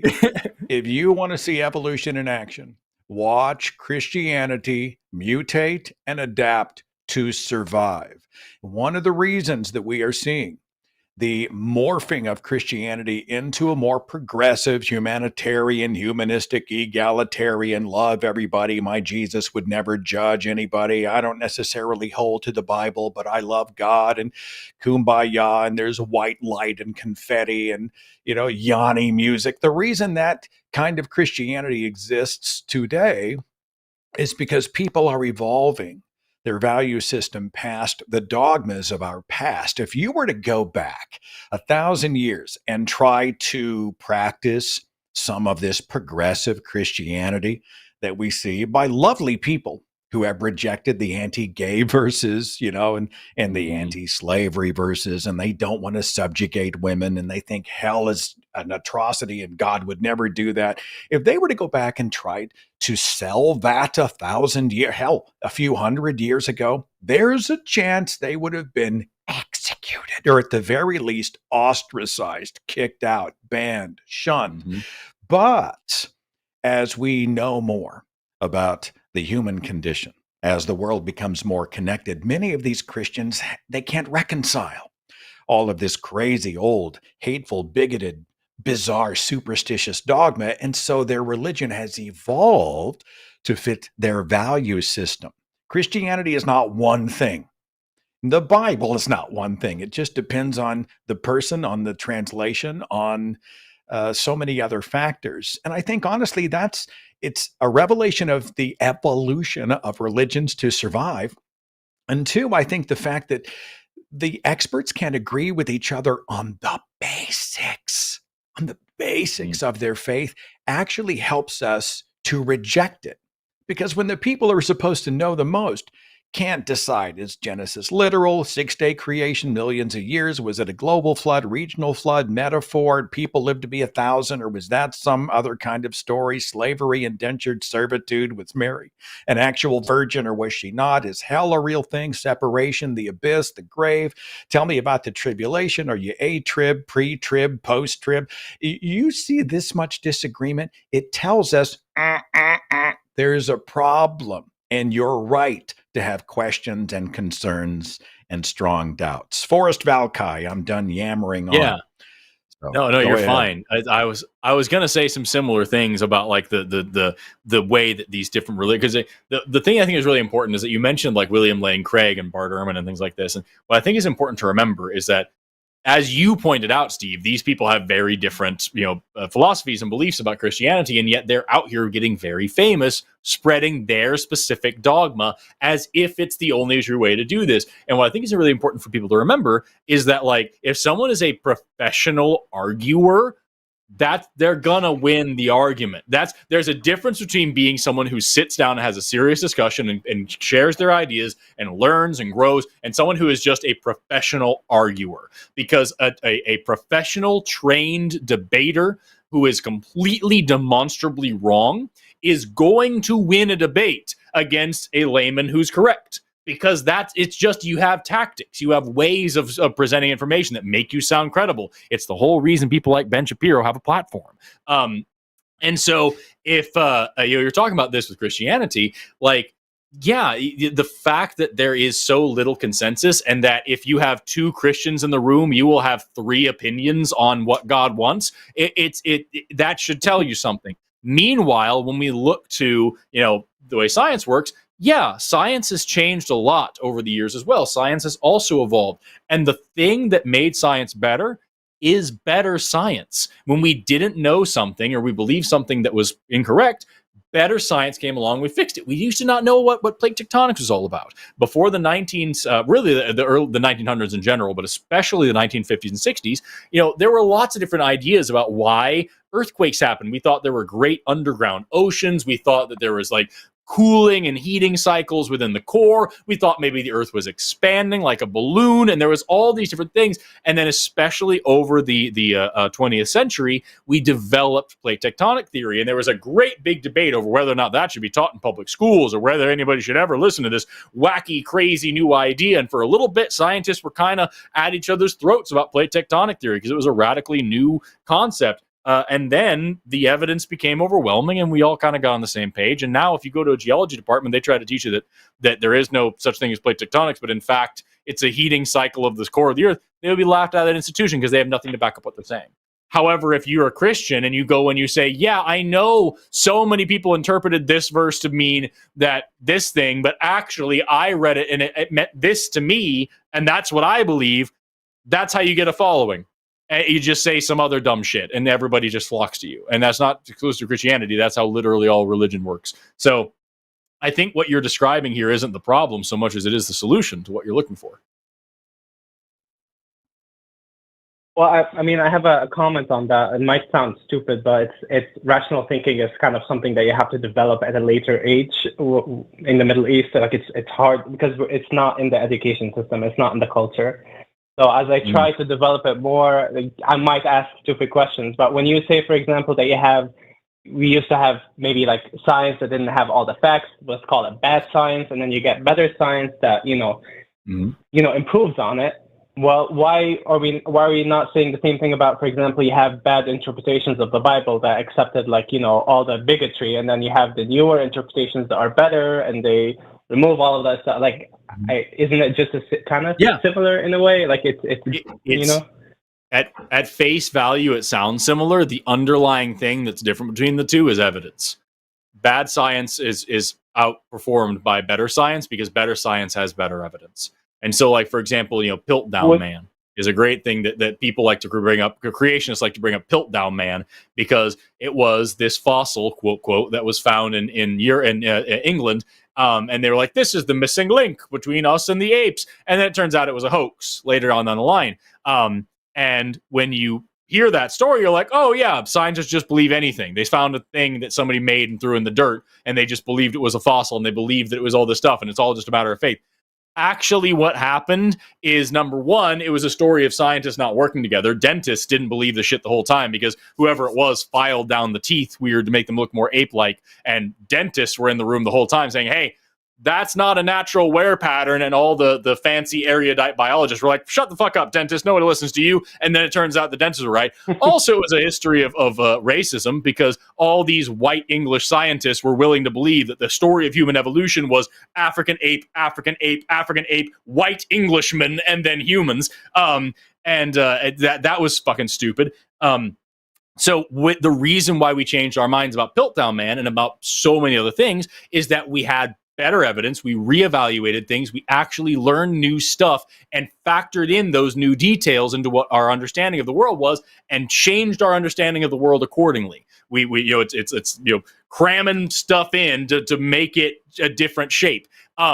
With faith and with interpretations of the Bible and whatnot, there's none of that. There is no new evidence. It's a new feeling. It's a new interpretation. It's a new reading. It's a new translation. It's a new whatever.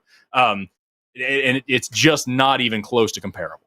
Seth, I'm sure you have something else that's a little bit more erudite about that, having your background. No, I do not. I think that's great. I'm not going to follow up on that. Steve, thoughts? Well, if the last frontier is evidence, then it brings me back to my first point, which is when you have all of these Christian historians that have the evidence in front of them, at least of Jesus being crucified, at least of maybe the empty tomb, it's kind of vague when it comes to that. Let's not talk about the resurrection, at least focus on these two things. Are they like acting, or are they like exaggerating the evidence? Am I supposed to like accept that there all of these like historians that happen to be Christian are acting in bad faith? No pun intended. The issue is using evidence for one thing as evidence for another thing. I have a tremendous amount of evidence for evolution. I can't look at, so like, for example, if I were to sit here in front of you and say, here's this experiment showing that bacteria evolved, that's demonstration that evolution is possible. It should not be good enough for you, for me to say, here's bacteria evolving, therefore you evolve too. Those are two different claims. And we happen to have plenty of evidence for human evolution as well. And we have evidence for evolution and every other thing. And we have enough evidence for evolution to kind of show that like all life evolves, and we can kind of apply that. But if I didn't know anything about evolution, I was coming in completely blind, understanding bacterial evolution should not be enough to do anything for me with these other things. That's a different claim. What you're talking about here, let's take the Bible story. It's not good enough to say, well, we know this guy existed and he was crucified. Sure. That doesn't tell you that he was the son of a god. That doesn't tell you if there was a God to begin with. That doesn't tell you whether he cured the blind or the sick or made the people walk. It doesn't tell you anything about him resurrecting from the dead. Doesn't tell you anything about the nature of the cosmos. Doesn't tell you anything about sin. Doesn't tell you anything about heaven or hell. Doesn't tell you anything about forgiveness and confession. All you know is there was a dude once and then he died weirdly. That's what you know. And like every other one of those claims also requires separate evidence before you have a reason to believe it, especially when it's a big, crazy supernatural claim and not something like evolution, which you can see with your own eyes. And I want to jump in, if I may, Steve. There has never been evidence proving that there was a literal Jesus. There may have been, but we don't know for sure. There has never been evidence of a crucifixion, like definitive evidence that a Christ was crucified. There might have been a Jesus who was crucified. The earliest book, I want to say it was Mark. Was it Mark? Or I'm trying to remember which book of the Bible was actually penned first. I think it was like 70-something CE. It was long decades after the alleged life, death, resurrection of Jesus Christ. And no contemporary historian, no known historian chronicled anything that is in the Bible.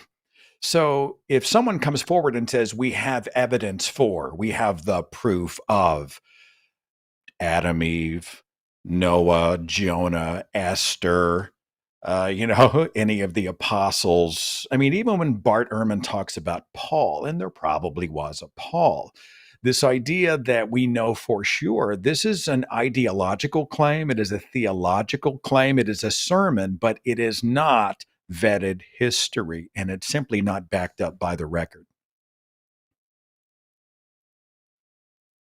Okay, that's fair. I got the distinction now. Honestly, like right now, the way I put it, I don't know if anyone's come up with an analogy like this before, but the way I see my current situation, and it would be the same for any other religion or any person who's even looking into getting into religion, is like walking into a hotel and they're like in a corridor full of like all of these different rooms. And if you knock on a room and like, here's the Coptic Orthodoxy, which is the community in Egypt, and they're like, you have to come into this room. We have the key to heaven. You have to live by our rules. You have to do this thing. You can't do that thing. If you go to any of the other rooms, they're heretical. They don't believe in God. They do this. They do that. And then if you go to another room, they'll say the exact same thing about every other room. And then you'll have people born in these rooms who have lived there their entire lives and they don't know anything different. For example, someone born in India to like Hinduism, or someone born in Saudi Arabia to Islam, who's never even left the room to even know like that there's a conversation to be had. And it's like, I'm at a point right now where I just kind of want to walk out of the entire hotel, but it was just the idea that I'm kind of. No, you are so far along. I mean, I hear this and I'm like, I'm on the edge of my chair saying, yes, I have a question and a quick encouragement before I move on, if I may.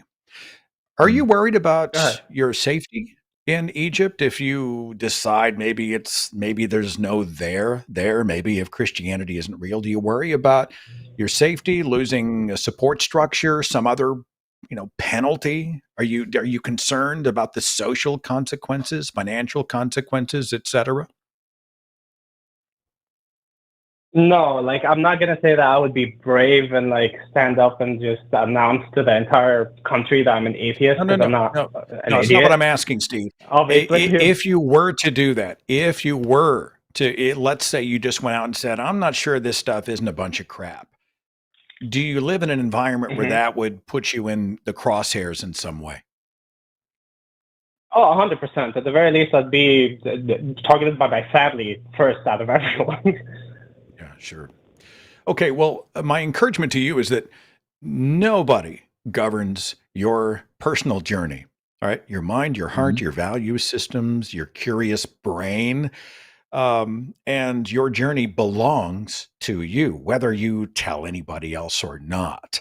So you need to give yourself or continue to give yourself permission to ask these questions. If somebody says you're not supposed to ask that question, it sounds like you're one step ahead of me, right? You're like, well, maybe I'll ask that question anyway.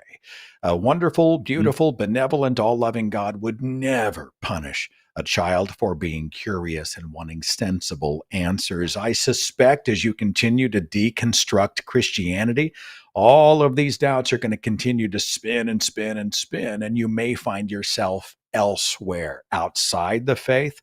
Wherever you land, that journey belongs to you. I'm not saying go be an atheist. I'm saying continue to be curious, continue to be critical, and give yourself permission to do that. Give yourself the gift of an authentic life, and call us in a few months and let us know kind of where you are. And if there are any resources you need, let us know that as well. Maybe we can hook you up, okay? I appreciate that. And again, Forrest, love your videos. Keep doing them. I love all of that stuff. I appreciate you a lot. Thank you, guys. Thank you thanks, so Steve. much. Take care. I see a pattern, Oh, I love Forrest. Oh, I followed Forrest. Oh, I love your videos, Forrest. Who's the other guy? I don't Forrest, understand it. what a It's not wonderful right. guy. No, it's I all don't right. I'm recommend back anyone here in my watches my cheese shit. cave. I'm eating my my frosted mini wheat. No way. I mean, that is at the end of the day, I'm the jealous one because I don't have any frosted mini wheats over here. I love the kind of like the dichotomy that you see, the difference, and I hope that Steve and others, he was getting what I think Steve was definitely smelling what we were stepping in by the end of that. But like, I hope that other people watching this kind of get the idea as well. Is that like it's not an argument of like, well, I have this evidence from my beliefs, or I have this evidence from my beliefs. It's not like science and religion are like, well, I have this book versus I have that book. Like one side of the table is coming in with this with like really inductive reasoning. This is the stuff that I've learned about the world around me, and when I put all these facts together, this is what I get together. This is the story that comes out of it. And when I learn new stuff, I'm adjusting my story and I'm learning new stuff about everything, and I'm trying to learn a little bit more about the world. And I have hundreds of years of brilliant minds putting in all their effort and dedication to try to like just learn a little bit at a time, a little piece of the puzzle that all builds together to build this picture. And on the other side, we've got, it was a guy. It was just some guy did it. And like, and the people on the side of some guy are trying really hard to make it look like this is an even discussion, and that it really is just up to you. Do you believe all these people? Like I think he said at the beginning, like you just believe what your professors say, or is it the guy? And like it's just not.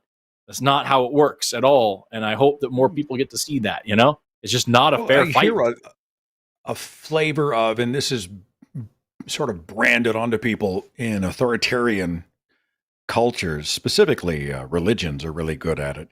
But you get into the mindset where, well, there's a shepherd. I'm the sheep. They're the expert. Yeah. I'm the nobody. And so this primes people to sit back and just sponge, all right, and receive. Well, they're the authority. And the difference is if I'm a devout Christian who's been sort of programmed into an authoritarian model where I respond to those who have been God's proxy, placed in leadership above me, they send, I receive. If you get out of that and you're in a college classroom or you're browsing YouTube videos and you're learning science, you still have permission. And you have permission in that scenario to raise a hand and go, wait a minute, I don't buy that. Or I'm going to go check that. Yeah. Who was it who said that I think every church service should be capped with a Q&A? Like if churches' sermons had Q&A, Forrest and I would be there. Like, I don't know about, I'm in. Oh, yeah. Like, is there Q&A after the pastor makes this claim, this claim, this claim, this claim, and this claim? Okay, I'll be in the back and I'll be ready. Go ahead. 3 weeks, we'd be out of a job. I mean, speaking of Egypt, I am releasing a conversation next week on the Thinking Atheist channel with Dr. Andrew White. He is an archaeologist and he debunks pseudo-archaeology. And we're talking about the whole aliens built the pyramids thing. You think and they I'm didn't? fascinated. The History Channel, which is not history, it's just a bizarre soup of pseudoscience and wackadoodle ratings bait. But, the aliens guy is like, well, the Egyptians could not have built the pyramids. The technology did not exist. It must have come externally. Well, what I didn't realize until I was having a conversation with Dr. White is how many of these conspiracy theories have racist roots. The idea that, well, the Egyptians were too primitive, right? They were primitives. They're animals. They couldn't have built the pyramids. It must have been an external intelligence. And we saw this with Native American cultures when the whites came in and they said, oh, the Native Americans couldn't have built that. It was this other thing. I'm not saying everybody who believes aliens built the pyramids is racist, but many of these conspiracy theories have overtly racist roots. And I'm just fascinated by that. That's not news to you, probably, Forrest, but it was news to me. No, it's a very good point, because nobody has a problem when you see some sort of mega structure from like medieval Europe. No one has a problem when it's like castles with these massive stone blocks that were carried for God knows how far. No one has a problem when it's anything that white people do. This is big, fantastic. They're like, oh yeah, no, look at the history of technology. Some genius figured it out. But like brown people did it. Come on, you know what I mean? Like they can't get it. And like it happens a lot, because when you actually look at what like the Aztecs or what the Egyptians or what were able to accomplish, it's fucking mind-blowing. The mathematics that went into what they were able to do is astonishing, what they were able to figure out. And just you're taking that away from them and saying, no. 'Twas aliens. Surely we could do it today. But no, back then, with those people, come on now. Too much melanin for that kind of success. Yeah, no, it happens a lot, and I've heard that before, and I love that you were having that on your channel, because that's a really, really important discussion. Oh, yeah. Look it up. We release, I think, 26, 27, the 28, whatever. It'll be the first Tuesday in the month of June. I've got Alex, pronouns he, him, calling out of California. Alex, welcome. Are you there? Hey, how's it going, guys? It's very good. Hello? What's on your mind? Comment or question? So, yeah, I wanted to talk about intelligent design from a deistic perspective. Basically, I've been doing a lot of research and thinking over the years and about the concept of design. And I heard Forrest kind of give a definition an hour or so ago. He was basically saying that design is when something is simple, but it is performing something complex. Is that fair? I was saying that that's a good indication of design. I wasn't saying that that's like the definition of design. I was just saying something that's overly complicated and redundant and inefficient is more of an example of bad design than intelligent design, or no design, which is what I was trying to draw a comparison to. Gotcha. You used a really key word there, indicator. That's kind of the framework that I'm running from too. So I have a because I take issue with the word simple a little bit, because simple seems to be a subjective term. Depends on what level of understanding and complexity you are, is what simple would be in relation to. So I use a different indicator. And so I use something called unnecessary complexity and integration. So when like for instance, like if we went to an alien world and we found like a cave that had a door, and the door had hinges, and the door swung open, you could infer that that was designed irrespective of your knowledge of doors or not, because it's a good example of an unnecessary complex thing that's integrated within its environment. And I wanted to get your guys' thoughts on that to start with. Yeah, I would say, I don't know, Seth, do you have something first? Because I have an issue with that immediately. Well, I don't know. I'm still stuck on deism and design, because when I hear that is also weird. A deistic, Yeah, I can talk about that too. Nameless, faceless, prime mover, first cause, watchmaker. I mean, I'm still stuck on that. Are you a deist, Alex? Are you sort of presenting with us a scenario where a deistic prime mover sort of put all this in motion? Absolutely. Yeah, and so that's why I used the word, I think the word unnecessary is extremely important for this concept, because you would, based on my research and thinking over the years, is that you can't really tell the difference between something that is designed by an external mind if it is necessary for your existence. It's kind of making a reference to the anthropic principle. So, like for instance, DNA is what is necessary for our existence. So therefore, it's taken off of the list of a candidate evidence for intelligent design, because it makes sense that if we were to find out what we're made out of, we would find something. There would be something that makes up us, and when we find that, that wouldn't be remarkable. That because we exist, we already know that we exist. So to me, in order to find the things about reality that indicate that reality is designed, we would have to find unnecessary complex things that are integrated. I don't know if I'm tracking. Does that make sense? Forrest? I'm taking notes. Yeah. Are you? No, forgive me. So are you saying that DNA, which is required for us to exist, would be evidence for I don't know, some sort of a deistic other designing everything to work as it does? No, the opposite. The opposite. DNA is not a candidate for the evidence of design because it follows the anthropic principle. It's just us discovering what makes us. So in order, like, let me give you a better example. Like, I think this is a really easy one. If I go and pick you a flower and I give it to you, then I didn't have to do that. Like you would say, oh, thank you so much. You didn't have to do that. And so therefore that was a design. I designed this gift for you. And so if you go out and see a flower, you don't say, oh, that flower's for me. It's not a design.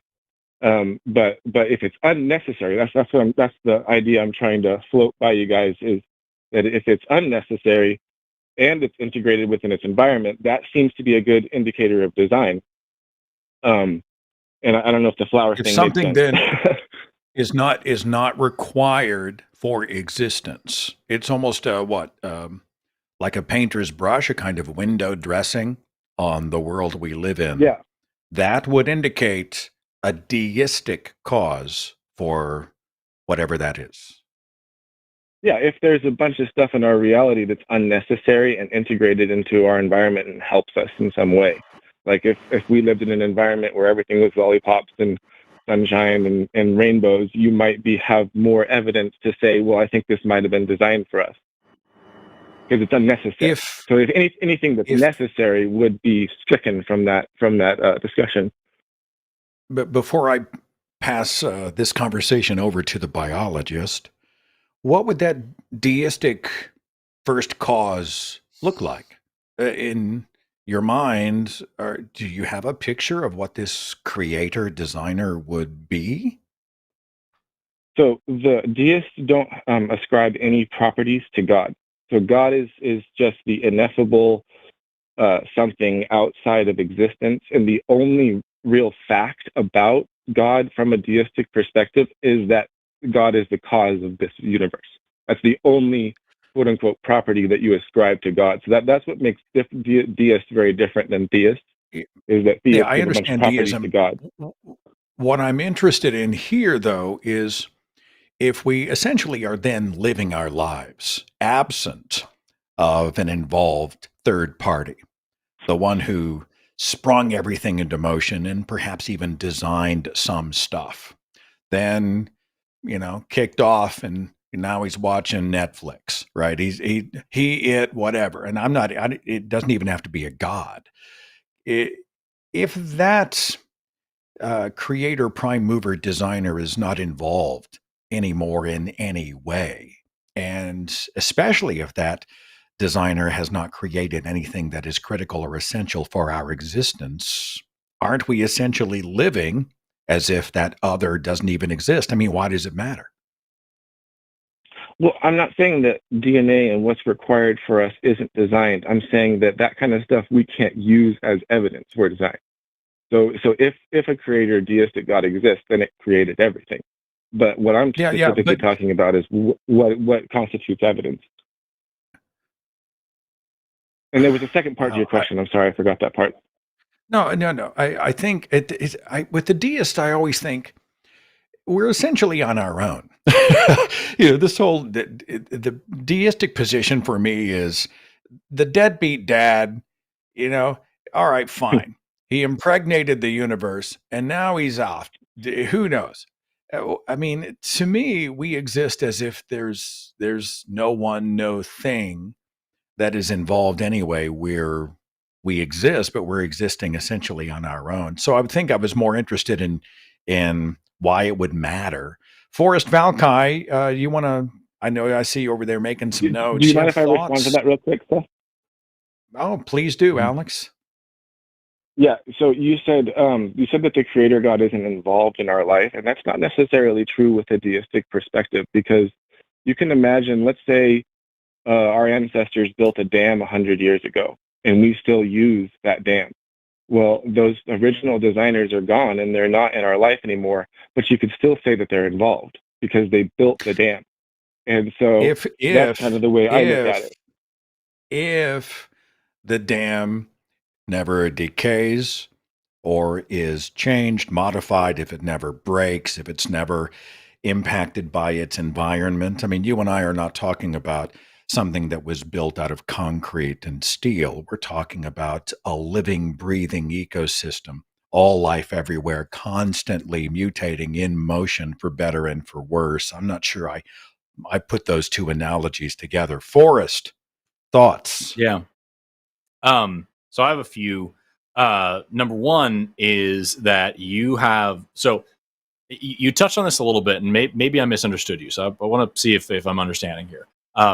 You had mentioned like that this God designed everything in the universe, but only certain things can be used as evidence for that design. And this is kind of common in a deistic perspective, that like he didn't just kick the universe in and just let it do whatever. He kicked it in a specific way so that specific things would happen, and he didn't have to be actively involved. Like the people who built the dam, they built the dam to do the job for a long time. They didn't have to be involved in their lives today. So my issue with that, and am I representing what you're saying properly so far? Yes, perfectly. Thank you. Okay, cool. Sweet. But the problem is the way that I can tell that like this marker, for example, is designed by a person, by an intelligent agent, rather than just something that grows on a tree somewhere, is because it has markers of design. Not only do the stuff that makes the marker, they're not found in nature. The stuff that makes the marker aren't found in nature. The machines that require, like all of these things go back. So I have a natural thing to compare this unnatural thing to, and that's why I'm able to draw this distinction. You, in your framework, don't have any undesigned thing that you could draw a comparison to, because even the artificial things that we as humans create, we're also a creation of this God. So like, I don't understand how you can look around at nature and say, okay, well, this this is a good evidence of God and this isn't a good evidence of God, even though they're both made by God, especially considering the fact that you don't have anything that wasn't made by God to compare it to. Oh yeah, I get that. That's a fair critique there, and I think that essentially means that I could be wrong. I think that's ultimately what I take away from that, is that I totally could be wrong, and I appreciate you saying that. And there could be no God. Yeah, and so then therefore, how would you? It could always be incredulity for me. Yeah, how would you check then? How would you be able to falsify this? Because I can say, like, the Big Bang. I can falsify that and say, like, if such and such thing is in place, then the Big Bang doesn't make any sense. If we find a fully formed galaxy that's 14, 15 billion years old before the universe even we know began, the Big Bang model doesn't make any sense anymore. You know what I mean? If we find significant major exceptions to Hubble's constant, okay, maybe the expansion of the universe doesn't work anymore. You know what I mean? So, like, what is something that could show you that, in fact, your God didn't make something? Well, I mean, that's why I originally gave the I guess you could call it the indicator, the unnecessary complexity and integration. See, that's what gives you the possibility of it being a design, and I don't think it's possible to actually get a definitive answer. But I mean, let's take something simple. Like if we look at something that definitely we didn't, it is of natural origin, something for sure. We look out at another planet that humans have never been to, and we find a bunch of rocks and mountains and evidence of some streams and stuff there. How do I know that that's natural versus how do I know that this God made it? What's the falsify? Because you're coming in the aspect of saying, no, she made this on purpose this way, and this was not a natural process. She made it like that on purpose. How do you falsify that? What's the marker on something distant and untouched by humans that would indicate that your God wasn't responsible at all? Well, first, what I'm trying to establish is just the concept of design. I feel like we're jumping a little bit because I'm just trying to get to pin down a good agreed upon definition of design, so we can actually put God off of the table for a second and just talk about how we even determine design, right? Because we have to get there first before we can get to the God place. We have to have a cohesive definition of what is a design and how we figure that out. Because you could be asking all the same questions that you're asking about just a door in an alien world, right? Like you could. That's the thing. Like you don't have to with a door. Like here's a door next to me is made of wood and metal. Those are both natural things. So like the stuff that makes them are found in the natural world. However, we've never found one in this shape. And I also know for sure machines that are used to make things like this. The alloy that's on there is in a very pure form. Like that's not exactly a natural situation. So like there are still indicators there, even though the stuff is natural, the shape of it and the materials used and the way that they're used, the machining on it, all of those things aren't found in nature. So it's a falsifiable thing. If I were to sit here and say that door is found in nature, I would have a way to falsify that. I'm asking you, how do you falsify your claim? The definition of design shouldn't really be significant for answering that question. What's a way that you would know that you were wrong? I'm not sure I know the answer to that question. It's a very good question, but I'm not sure kind of one of my overarching points is that I feel like deists and atheists are kind of in the same boat. Like we suffer from the same problems. And so the way that I kind of explain it is that deism is as reasonable as atheism. And so like I don't think I disagree you can turn strongly. that question back on yourself. Well, I know. I definitely know that, but I feel like all that questioning that you just gave me can be turned back on yourself and say, how do you falsify that there isn't something like a door in nature? I feel like you're not going to be able to answer that question, just like I can't answer your question. So we're in the same boat. How do I falsify that there isn't something like a door out in nature? Yeah, I can look at the parts of the door and I can identify that they're like machine workings on them. That these things are actually deliberately made, and that we've yet to find anything even close to that out in nature. The falsifiability for it would be if I were to find a screw on Mars. That would falsify the claim that these things are necessarily artificially produced. If I were to go to a distant planet and I found a doorknob laying out on a moon on Jupiter, I would have a lot of questions, especially if it was if I had some process, if I were able to identify a natural process by which hinges self-assemble, that would falsify my claim. Those are ridiculous things, but that's what would falsify it. So, like, how now would you say, if this exists, if this happens, if I find this in nature, then I know that my God wasn't involved, her design is not evident here? Yeah, so that's why I came up with a big list of things, and so I was trying to wait to get to the list of things before I wanted to agree on our definition of design. I'm not sure we have, but you're asking for. I don't think it's necessary. You don't think that a cohesive definition of design is necessary for this discussion? Not for this part of it, no.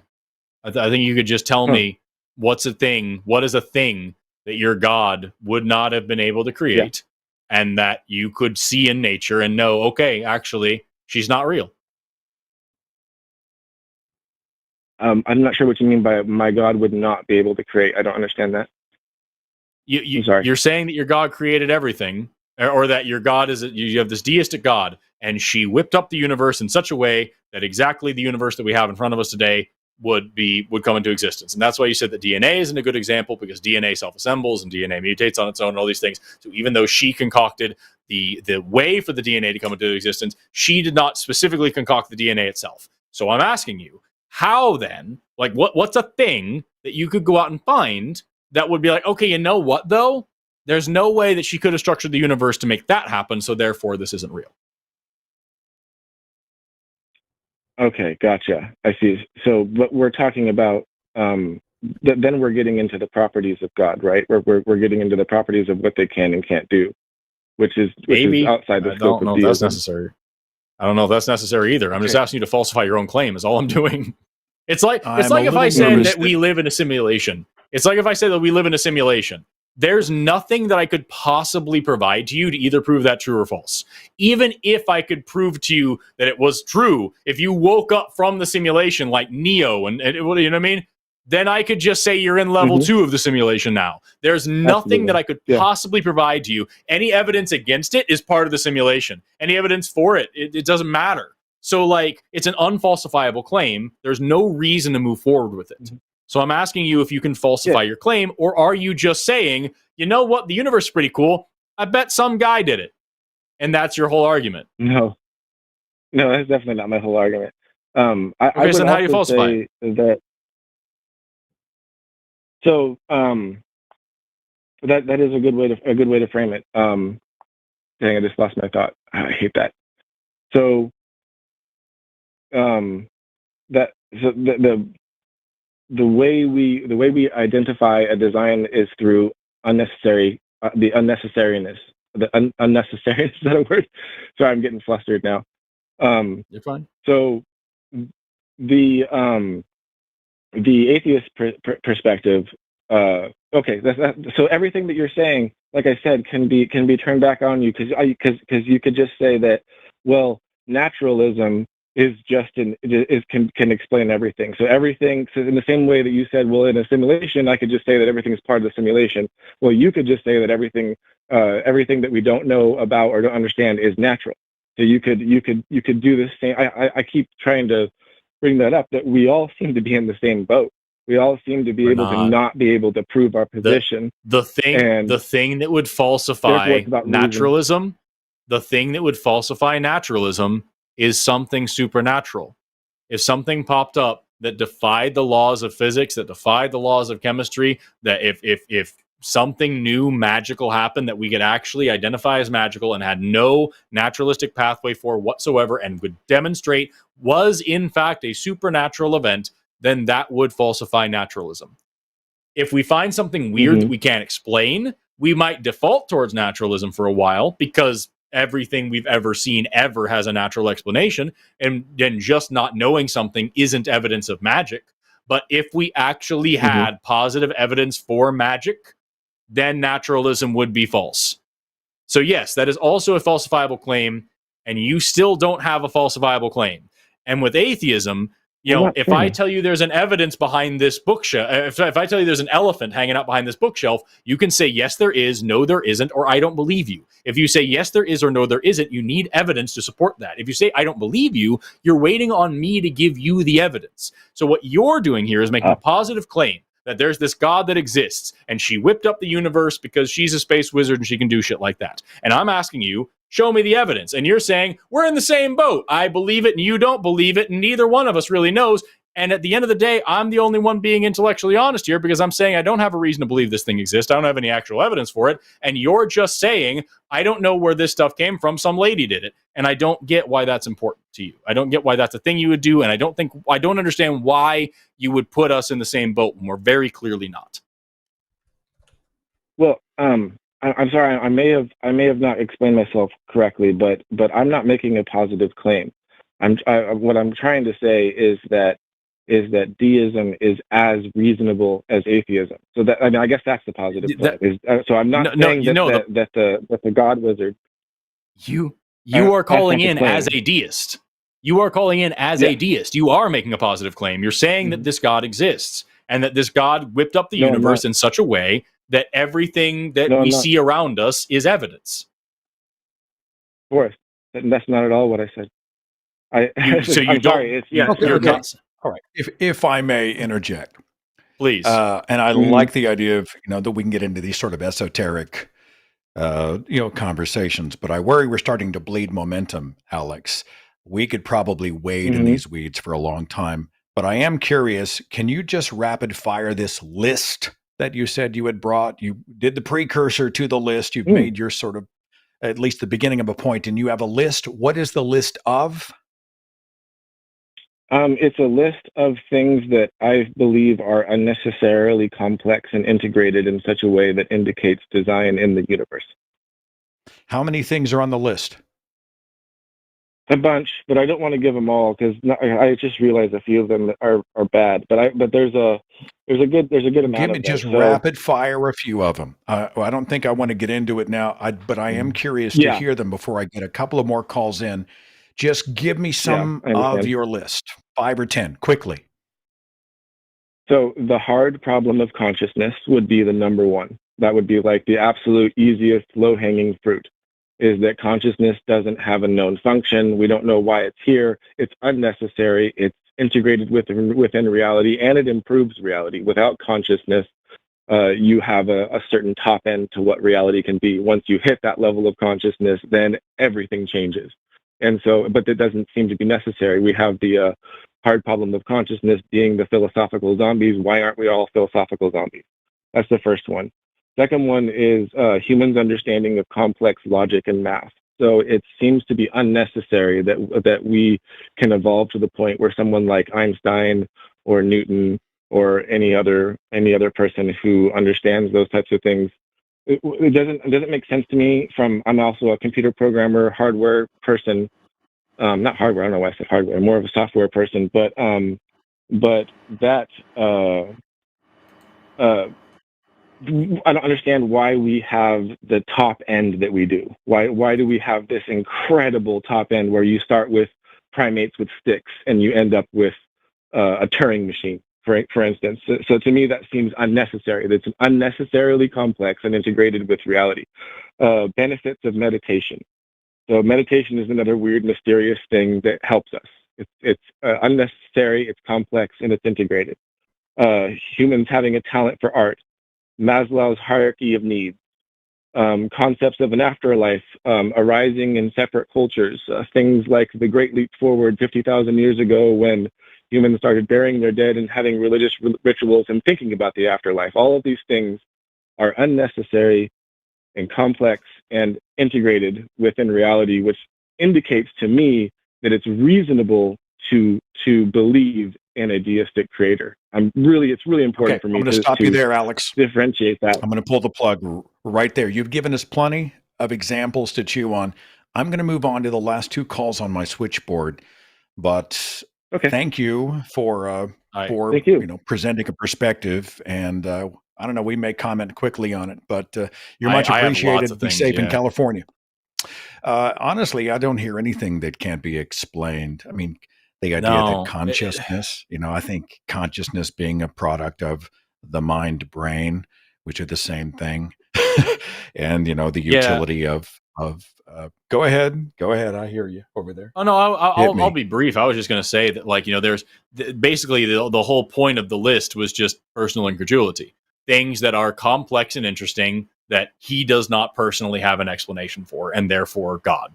And like he brought out some stuff that like nobody has an explanation for. The consciousness thing. There's a reason why that's such a hot button issue, because nobody's quite sure what's going on there. We're learning about it. But then he had other things like, why did people across the world have religious beliefs and beliefs of the afterlife? That one's not hard to explain. That one, actually, we have a pretty solid handle on the development of things like that. And so like, it really just boils to when he says like overly complex and integrated in our world and all these things, what he's actually saying is like, there's neat stuff out there and I don't know where it comes from. So some lady's responsible. It's her fault. She made it this way on purpose. And I just don't get why that's necessary to do. I don't know doesn't mean the same thing as magic. You can just say, this is pretty cool and I want to find out more. The tendency for, ignorant primates to look up and say, what if, or to see patterns and assign agency and all these things. And why do we all tend to do it? And why have we done it throughout history is not proof of anything other than the fact that we were ignorant primates seeking to connect dots, even if we connected them incorrectly. Paul, pronouns are he, him, calling out of, I believe, Alabama. Paul's been on hold for freaking 2 hours and 45 minutes. Are you with me? Yes. Jesus. I am with you. You made it. You guys hear me? And your patience is appreciated. Let's move as quickly as we can. I've got just a few minutes, and I hate to do that to you. No. But what do you have for us? Let me speed through it. So first of all, excellent call. The only thing I would have asked different was, how can you prove it's right? How can we demonstrate that it's real if you can't falsify? But that's another subject. But so my question was concerning the DNA portion, and I say and with what are your thoughts about junk DNA and what appears to be the other useless appendages like wisdom teeth? I must say this wrong. The Palmaris long goosen, the thing in the wrist, and the things in the ear. Longus, yeah. Darwin's tubercles. For me, those seem like a good argument against design, because we are at a place where if it was designed, why are we having these junk DNA and all these other pieces? What is your thoughts on that? What are your thoughts? So there's a good and a bad argument to be made here, and the bad argument is just that these things are leftovers from evolution, they're vestigial, blah blah blah, and therefore it proves there's no God. And the reason why that's a bad argument is because a lot of times there's a difference between a vestigial structure and what's called an exaptation. An exaptation is something that evolved for one purpose and then eventually was co-opted and used for something else. Palmaris longus, which is this tendon right here, and it goes up to the middle of your palm. About 14% of people don't even have that anymore. It is vestigial. It's something left over from when we used to climb trees and shit. However, if you look at like the pelvis of a whale, that's a leftover from evolution as well. That's from when they used to walk on land. It now also does some other stuff. And so it's an exaptation as well. And you can split it. You can say, all right, well, this is now serving this purpose. And a theist is going to say, well, no, it's clearly designed as doing this thing because even though the evidence for it being used for another thing, the good argument is just to point out like that this is to actually rely back on that evolutionary history. And to go back and show where these things came from. Darwin's tubercle there on the back of your ear, the little bump that a lot of people have on the back of their ear there, that's an old muscle attachment from when we used to be able to move our ears around like a cat. The erector pili muscles, the reason you get goosebumps is because you have erector pili muscles under your skin that pull on your hair follicles, make your hair stand on end to make you look bigger whenever you're afraid, and also to insulate you whenever you're cold, to trap more air in your fur. We don't have enough fur, or at least thick enough fur for that to be useful anymore, but we still have the muscles. Like that's the better way to present it, is to like actually show that evolutionary history. When you're talking about junk DNA, it's also really important to remember that like a lot of the shit that we've thought was junk DNA before actually isn't, and it does different stuff. For example, when you mature a piece of mRNA, when you have DNA turning into mRNA to code for protein, it's not just reading the DNA. it has to cut out these pieces called introns and then splice what's left together. What we call exons get spliced together. And we've done experiments on that where we're like, yo, let's just splice out the introns early and maybe DNA or protein production will be faster. And indeed it is. And then other shit down the road breaks because those introns were actually useful for some other thing. And so like, that's the whole thing, man, is just like, yes, we have history written all over our bodies, and using that history in context to explain an evolutionary story and to verify it is really important. But if you try to use any of that just as saying this is a thing that exists, therefore God doesn't, a creationist is going to come along and say you just don't know what it's for yet, or actually that was put there on purpose for some other thing, or like whatever else like that. Like the appendix. Oh, you should say the appendix was vestigial, and now you found out that it keeps bacteria. So, like, if you find this vestigial thing, you just don't know what it's for yet, and that's a terrible argument. But it is the counter argument that will be raised, trying to use vestigial structures and junk DNA and things like that by themselves. If I may, though, let's draw back to wisdom teeth. Is it? Does that relate to what our primate jaw? You know, and of our primate ancestors having more room for teeth? Yeah, so like one marker of human evolution is reduction in jaw size. Our jaws have gotten smaller and smaller and smaller, and we have less room for teeth. But it's also indicative of diet. So like if you have like a diet where you're like chewing on hard stuff and like actually living out in the wild, generally speaking, your wisdom teeth develop appropriately and you won't have any problems. As our diets have become softer over the past couple of thousand years and there isn't as much stress on our jaws, now wisdom teeth grow in a little bit differently and they get impacted and they get all these abscesses and problems that are more of a modern issue. They were always there, but they're way more prevalent now as our diets have changed. And so like, that's the thing. It's if you just say wisdom teeth by itself, a creationist will say, no, that's diet, that's not evolution. If, however, you show the reason why that's a possible problem by showing the long development of human jaws and the way how we were way more prognathic before, and then that kind of reduced in, and how if you look at any other great ape, we have a laughably small jawbone, and it's really weird, and like that's showing that, and then the wisdom teeth are an add-on to that, and that's evidence for evolution as a part of the pile rather than just by itself. That's just a very common counter argument that's going to come up for you if you do that. Hey, another one I see a lot. I saw someone. Is it a true statement that I'm sorry. Oh no, I apologize. I saw someone in the comments mention that why do men have nipples as well? Everybody can lactate. I've got mammary glands. They just haven't been activated by the right hormones. And so like, again, it's, you have to be careful to talk about what you're actually going for. Yeah. You too, Seth, can someday achieve your dream of producing your own cereal substance. But yeah, what's going on? Your cereal substance is what I'm calling milk now. I don't know why the fuck. What were you saying, Paul? What's going on with you? No, I was going to ask if you were tracking or understand that. Well, I read on the internet. I didn't know if it was true or not, that 30-something% of people are now being born without their wisdom teeth. Yeah, it's I don't know if it's that high of a number, but like, yeah, there is a significant and increasing percentage because it's one of those things that there's not a huge amount of selection pressure for it because we have surgeries for it, but a huge amount of the world does not have access to those kind of surgeries. So it is a persistent selection pressure, gotcha. And it's one that matters. And yeah, so we are seeing a little bit of a difference. There's also some things like with palmaris longus, there's no negative selection pressure where people who have that palmaris longus are dying at any particular weight or have some sort of issue with their health. However, there is a developmental issue where pouring energy into developing this muscle that does absolutely nothing for you is kind of an issue. And so, like I said, about 14% of the population doesn't have that muscle anymore because it actually is developmentally and evolutionarily beneficial to not develop that, because then you have that energy useful. That's more useful to go to other things. Kind of like how whales and snakes and things lost those back legs, which didn't really do very much. And it was just more worth it to just not even develop the damn things in the first place. Yeah. All right. That was pretty much. I got one comment for Seth real quick. Quickly. Really quick. Your book, Deconverted, was the first time I was able to admit I was an atheist. I really appreciate that book.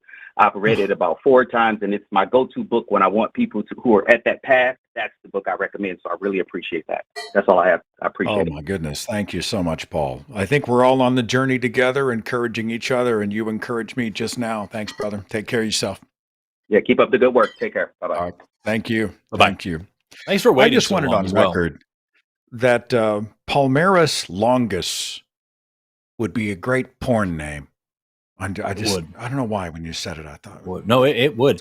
And speaking of porn, when we were talking about computers and I was talking about all the things that I don't know about computers, I mentioned some stuff about like cotton candy coming out of something and pixie farts in the and to the person in the comment section, I saw it in the chat, to the person who said that like cotton candy pixie farts is your favorite OnlyFans channel, go to bed. It's your bedtime. Go to bed. You're done. You're done with the internet. I want to ask Amarjan, do I have time to take this last? Like if we end up going to 5:03, is that like a cardinal sin on this format, or do we have a hard stop at 5? I'm here as long as you are. Okay, are we good to go? Because you've been so generous. I've got 2.5 hours on hold. Let's see. Out of Bulgaria, Alex, pronouns he, him. Are you there? Hello, yes. Thank you for waiting so much. Comment or question for me or Forrest Valkai? For Forrest, I wanted to ask, because I have a Christian friend. I don't know if you can see the question. I wrote it. I asked if there's a gap in the theory of evolution. Because forgive me, Alex. Forgive me. Forgive me. Am I on speakerphone? Can you move yourself just a little closer to the microphone? No, I'm with my Bluetooth headphones. It's really echoey. It sounds like you're inside of like an oil drum. It's crazy. We're having a difficult time separating vowel from consonant. So we'll do our best. What was your question for Forrest? So is there a gap in the theory of evolution? Because I have a Christian friend who accepts evolution, and he thinks that, yes, evolution is a fact, but God is necessary to explain, to help it out, pretty much. He thinks God has been helping out evolution throughout its course, naturally or supernaturally. Because he doesn't think that mutations on their own are enough, if you will. So I wanted to ask, is there such a gap that seems to imply that there's a need for a such a higher power to explain what we know so far? Okay, so essentially this is a God of the gaps question. Is that what I'm hearing? Like if there are gaps in our knowledge of evolutionary biology? Go ahead. Yeah, that's what it sounds like. It's like there's certain things that your friend doesn't understand about, like mutation alone can't account for XYZ thing, and therefore there might be some causal agent there. And you're asking me if that makes any sense to me. Is that what I'm hearing? I mean, he also gives an example. He mentioned some experiment that it was essentially meant to check whether some bacteria would develop resistance to some antibiotic. I don't know about this experiment. I don't know if it's well known. I don't know much about it. Can I make a prediction? Is it that they had to lose genetic information, that they had a mutation that made them resistant to antibiotics, but in order to do so, they had to lose the ability to process something else, and therefore the mutation was a reduction, not a gain of information, and therefore it can't account for macroevolution? Is that what your friend is saying? I have no idea, but it seems that he implies that evolution, that mutations are not enough in that sense. Yeah. So this is very common kind of thing that we hear. What I think is really important to remember is that mutation and selection, that's neo-Darwinian evolution, that is just one mechanism of evolution. There are others. There's a lot of ways that evolution works. And so that whole just basic mutation and selection thing, that's just one thing. You can also filter out those mutations through genetic drift. There's gene flow, introducing new genetic material. There's also epigenetic changes. There's also mutation that influences gene control and gene regulation. That is a major driver. Mutation really depends on what gene you're talking about as to how crazy it's going to be, or rather what kind of gene. If it's in a gene control network, or if it's in a Hux gene, it's going to be a lot more impactful than on just some random other little protein. So there's a lot of different steps in there. It's not as simple as just saying, here's your DNA does stuff to your body, and if you change it, your body's different. That's true, but it's not enough. And so to just say little things changing doesn't account for everything we see, I agree. There's a lot more to it, though. And that's what makes it, a lot more interesting than what a creationist might think. I see. Okay. And Alex, you're very kind to have waited. Is there a video of yours that talks about the God of the Gaps? Is there a resource for us that you would? Yeah, I mean, I've got a few. I've got a few. My Reacteria series covers it quite a bit, over and over. We also talk about complexity quite a bit for some of the other callers. And I'm putting out another one I'm actually finishing it up right now before the end of the week. It's an interview with Tucker Carlson and Joe Rogan, trying to rub two brain cells together between the two of them to say that evolution is or isn't real. And so we'll be covering that in that as well. So yeah. Alex, you're kind, very kind to call the show. Be safe, be well, and we'll catch you later, okay? You too. All right, bye. I had Aron Ra on my own show to talk about Tucker Carlson and Joe Rogan, and I could feel my brain cells exploding. I don't know how people watch 3 hours at a time of that. I have so many problems. It's weird because my problems with the two of them are so vastly different, and yet they align in this really unique way, where it's like I'm now mad at both of you for the same reason, despite having completely different criticisms of the two of you.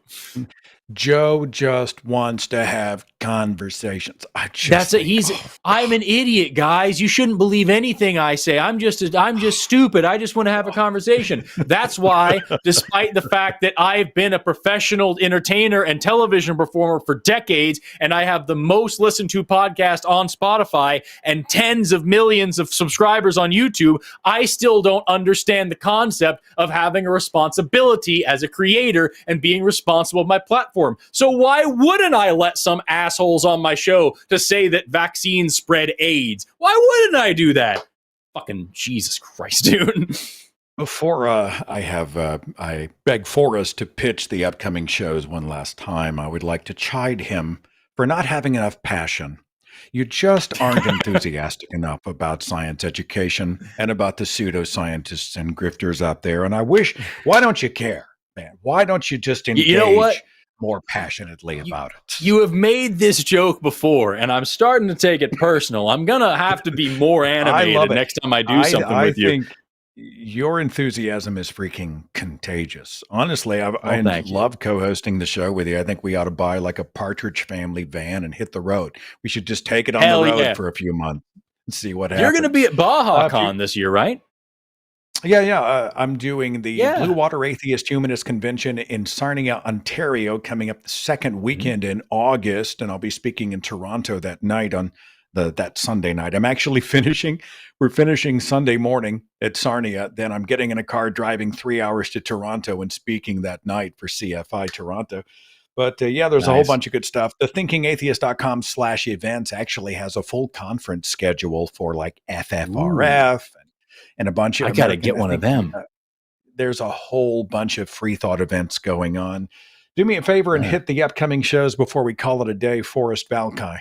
Sounds good. Yeah, no, I was only asking because I will also be at Baja Con. I will also be doing a thing, and then we'll try to see if we can get you and I for like a joint, like a dance competition between the two of us. You know what I mean? Something, a real cool stage show. For me, it's not, in the church it was a Baptist church, so we didn't call it dance. It's liturgical movement.